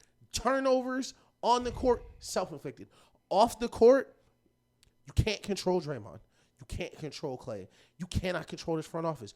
I don't know if that's why Bob Myers left. If it was, he might be smarter than even I think he is, because this is coming to a crashing halt. Draymond punched the player that was supposed to solve this problem. You didn't need Corey Joseph. You didn't need Clay to be great every night. You were the only team in NBA history, I believe, to have 3 guards averaging 20. And the difference is when you have Steph, Dre, and Jordan Poole creating for you, it's a little easier. Dre missed some games. Chris Paul missed some games. Steph getting triple teamed. Now you got to create for yourself more. All these problems are products of, like, it's amazing the stuff you get away with is usually the stuff that comes back and gets you. Yes, it is. Yes, it's always the stuff. Draymond, he got a lot of text, but man, that's Draymond, But now we can't sustain those. Your margin of error is so much smaller than it needed to be because Draymond wouldn't apologize. Because he wouldn't say sorry. You went 80. I think that was probably the biggest, because we really hadn't gone over this, but because I think it came out like a weird time during the play-in that you went the whole year without apologizing, gang? I get it. You don't gotta like the nigga. There's people I don't like. You can't say sorry? I punched you in front of 90 million people. He My must fault. have said something crazy to that nigga. He must have said something crazy to that nigga. Bro. And that's the thing. And for you people right now at home, because I see you on Twitter, you be replying to my tweets. You be saying, well, Jordan Poole need to stop running his mouth. Jordan Poole need to da-da-da-da. don't nobody talk in the league more than Draymond. And if niggas punched Draymond every time he said something crazy, he wouldn't play any games. He'd be a boxer. He'd be a boxer. That's like, keep the same energy. You the big, bad, tough guy in the league. You talk to niggas however you want. Be the stand-up guy. Because that's what's harder. The path of least resistance is what you're doing now, Steve Kerr. Draymond. It's like, man, we got 4 rings. Just get him out of here. We'll try again what we got. If it don't work, so what? I'll step away. And that's what we're seeing. Steve Kerr don't look like he's trying. He don't look like he care. Oh, I'm done. I'm here to watch Steph. Hey, listen, do it me. I'm here to watch Steph. Steph still scoring 30 a game. I'm gonna watch Steph till he's done. I've removed my hands from the situation. I don't care. It's me and 30, bro. What's Steph doing? I bet. Yeah, that's cool. I'm here to watch the stuff. It's like some days I got to turn it off because it makes me so mad to watch their offense because it's like never mind. We're going to the show. I'll get mad for her. You should see my face when Steph Curry left the court for Corey Joseph with 6 minutes left. Like I said, let's end the show before I punch a hole in the fucking. All right, Steve. I pray they change and they have a real heart-to-heart players meeting. Yep. Funny enough, I do think Chris Paul might be the answer. Yeah. I think Chris Paul might be the guy. I haven't been here long enough. Yeah. I'm an all-star. None of y'all niggas can fuck with me other than Steph, and I'm not talking to Steph. So let me come in here and be honest with y'all. Yeah. Y'all got to get y'all Eagles in check. Y'all know who I thought it was. I'm the first nigga that I got to tell you. Look, me. Yeah. I'm Mr. 17 and 12, 18 and 12, had a ball all game, and I had to take it back. I'm coming off the bench for y'all niggas. Yeah. And you can't go to the bench in games. You can't go to the bench without pounding games. You not shooting the ball well when you know you not playing well. Yeah, and Moody, bro. I feel bad. I really do, gang. I really do. Because you were on the way to, I think, your second breakout game in a row. Your second, because you were watching that game, they really needed the Moody shots. Them 2 Moody threes was big. The step back? That step back. The step back was like, oh, shit. Yeah, okay. And he makes easy dunks, easy layups. That's the thing about having a 6'9" center. Like, Kevon Looney got 16 points a night, 12 points a night that he just can't convert because he's 6'9". And when he go up, he get blocked. He lose the ball. Yep. He go up and then curl up in the ball. Right. Like, it's so many. And that's the thing. Shout out Loon Goon, bro. Loon not no spring chicken either, fam. Loon older, dog. Like, how many years are we going to rely on, what's left of them? Especially in the regular season. Yeah. Like, that's why I don't understand why you didn't get the Dwight Howard, and that was before all the weird shit came out about him. Like, the nasty shit about him came out, and, never mind, I'm not about to get into that. But, yeah, the nasty shit that came out about Dwight Howard, that was before any of that came out. Yeah. So I was just like, why didn't you sign him? It just gives Looney a break some nights. Like, Looney don't need to be playing 30 minutes a night, 35 minutes every night, bro. Some nights Looney need to play 25 minutes because of the war he got to go through in the playoffs. Keep him fresh. Sarge is a good backup center, but you don't want him playing 28, 30 minutes, 35 minutes a night and risking injury. You could have Dwight Howard playing 10 minutes, blocking shots, catching easy lobs, getting an easy 8 points, making life easier for Steph and Clay on the back end. Like, I don't understand JaVale what McGee, the fuck JaVale they're McGee doing. Still plays in the NBA. Like, JaVale McGee was available. He's been cashing checks. Dog, hard work, rebounds, veteran presence. I would take a Tristan Thompson, just a big, bro. Watching you because I know you were watching the game last night. Loon, sit down, bro. Y'all can't get a rebound versus the Kings. The Kings, bro. Y'all can't rebound versus them, bro. They don't even got a 7-footer. It wasn't like JaVale McGee was on the floor. It was Trey Lyles and the Sabonis. Trey Lyles, bro. Like, what the hell, dog? This team is, man. I said it earlier. At the beginning of the season. This is the last thing I'm gonna say for real because we gotta go. It's gotta get home. It's now 45. But they let the NBA pass them by, and instead of thinking we should grow with the NBA because we changed it and now it's changing back. Yeah. We thought, well, since we were the change and we are, no one can fuck with the formula, dog. Y'all run a system y'all have been running for 10 years now with 2 guys under 6'10". Yep. That's not going to work. All the best team in the NBA have bigs, bro. Yep. Nurkic, Cat, Rudy Gobert, Jokic, Embiid, Giannis, AD, Christian Wood, Jackson Hayes, Porzingis, Al Horford, Brook Lopez, Bobby Portis, Bam. Dog, like all the best teams have bigs. Zubac. You the only Y'all and the Clippers, the only two teams that think y'all can do without big, and the Clippers got 2 7-footers. They just don't know how to play them because they got 90 All-Stars on the team that aren't All-Stars anymore. So, y'all lucky we didn't get to y'all, by the way. Y'all lucky we ain't got time. We'll see y'all in a couple days. But that's it, bro. Like, the Warriors just are letting time pass them by thinking they're up. And maybe this is what they needed. Maybe a bad start is what they needed, and they'll hit the ground rolling after these next few games. They got the Clippers tomorrow. And I'm gonna make him watch the Truman Show, so I can do that next week. I'm gonna watch the Truman Show, and I gotta watch Juice apparently. And I haven't seen any of the Fridays, so I should watch that. I'm glad you mentioned Juice. I completely forgot. So this is how we really ended. Okay. Juice is my favorite scary movie, and that is all I will tell you about Juice. Juice is my favorite scary movie of all time. And listen, I will debate this with any nigga. Anybody that's seen Juice, hit my line, and I will explain to you why Juice is a scary movie. Okay. But no cap. But for real, watch the Truman Show first. It's on HBO right now. Okay. Like for real, go medicate and really lock in on how fucked up the Truman Show is. I'm gonna do it right now. Me and Taylor go watch it right now. Actually, no cap. I'll text you. Oh, that's such a good movie for you to watch. Yeah, I'll go watch it right now. If she don't want to watch The Bear, I'm watching The Bear too. So it's one of those two. But all right. For real this time. Episode 58 is in the books. Like, subscribe, comment. Thank you for sitting with us. 2 hours and 15 minutes. Y'all some real soldiers. Hey, look, the funny thing is, bro, I could go another 45 minutes, bro. Yeah, we had to cap it for real. Bro, get us some, like I said, subscribe, like, get us some payment. I promise we got shit in store. We got ideas. We just broke.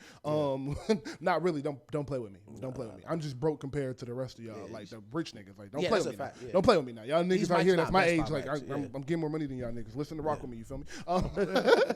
But no, for real. Rock with me out now on Apple, Spotify, all of that good stuff. And then this show you're listening to it. It's up. So all the socials are in the bio. Please follow us on everything. Share the show and all of that good things. And we will be back when you see us.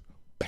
Listen, happy Thanksgiving. Merry Christmas, nigga. Happy holidays. Yeah. Oh, Merry Christmas. Yeah, Christmas started for me. Yeah. Yes, sir. And all right, stay blessed. Let people over in traffic. Yes, shout out to the Atlanta women too. Always.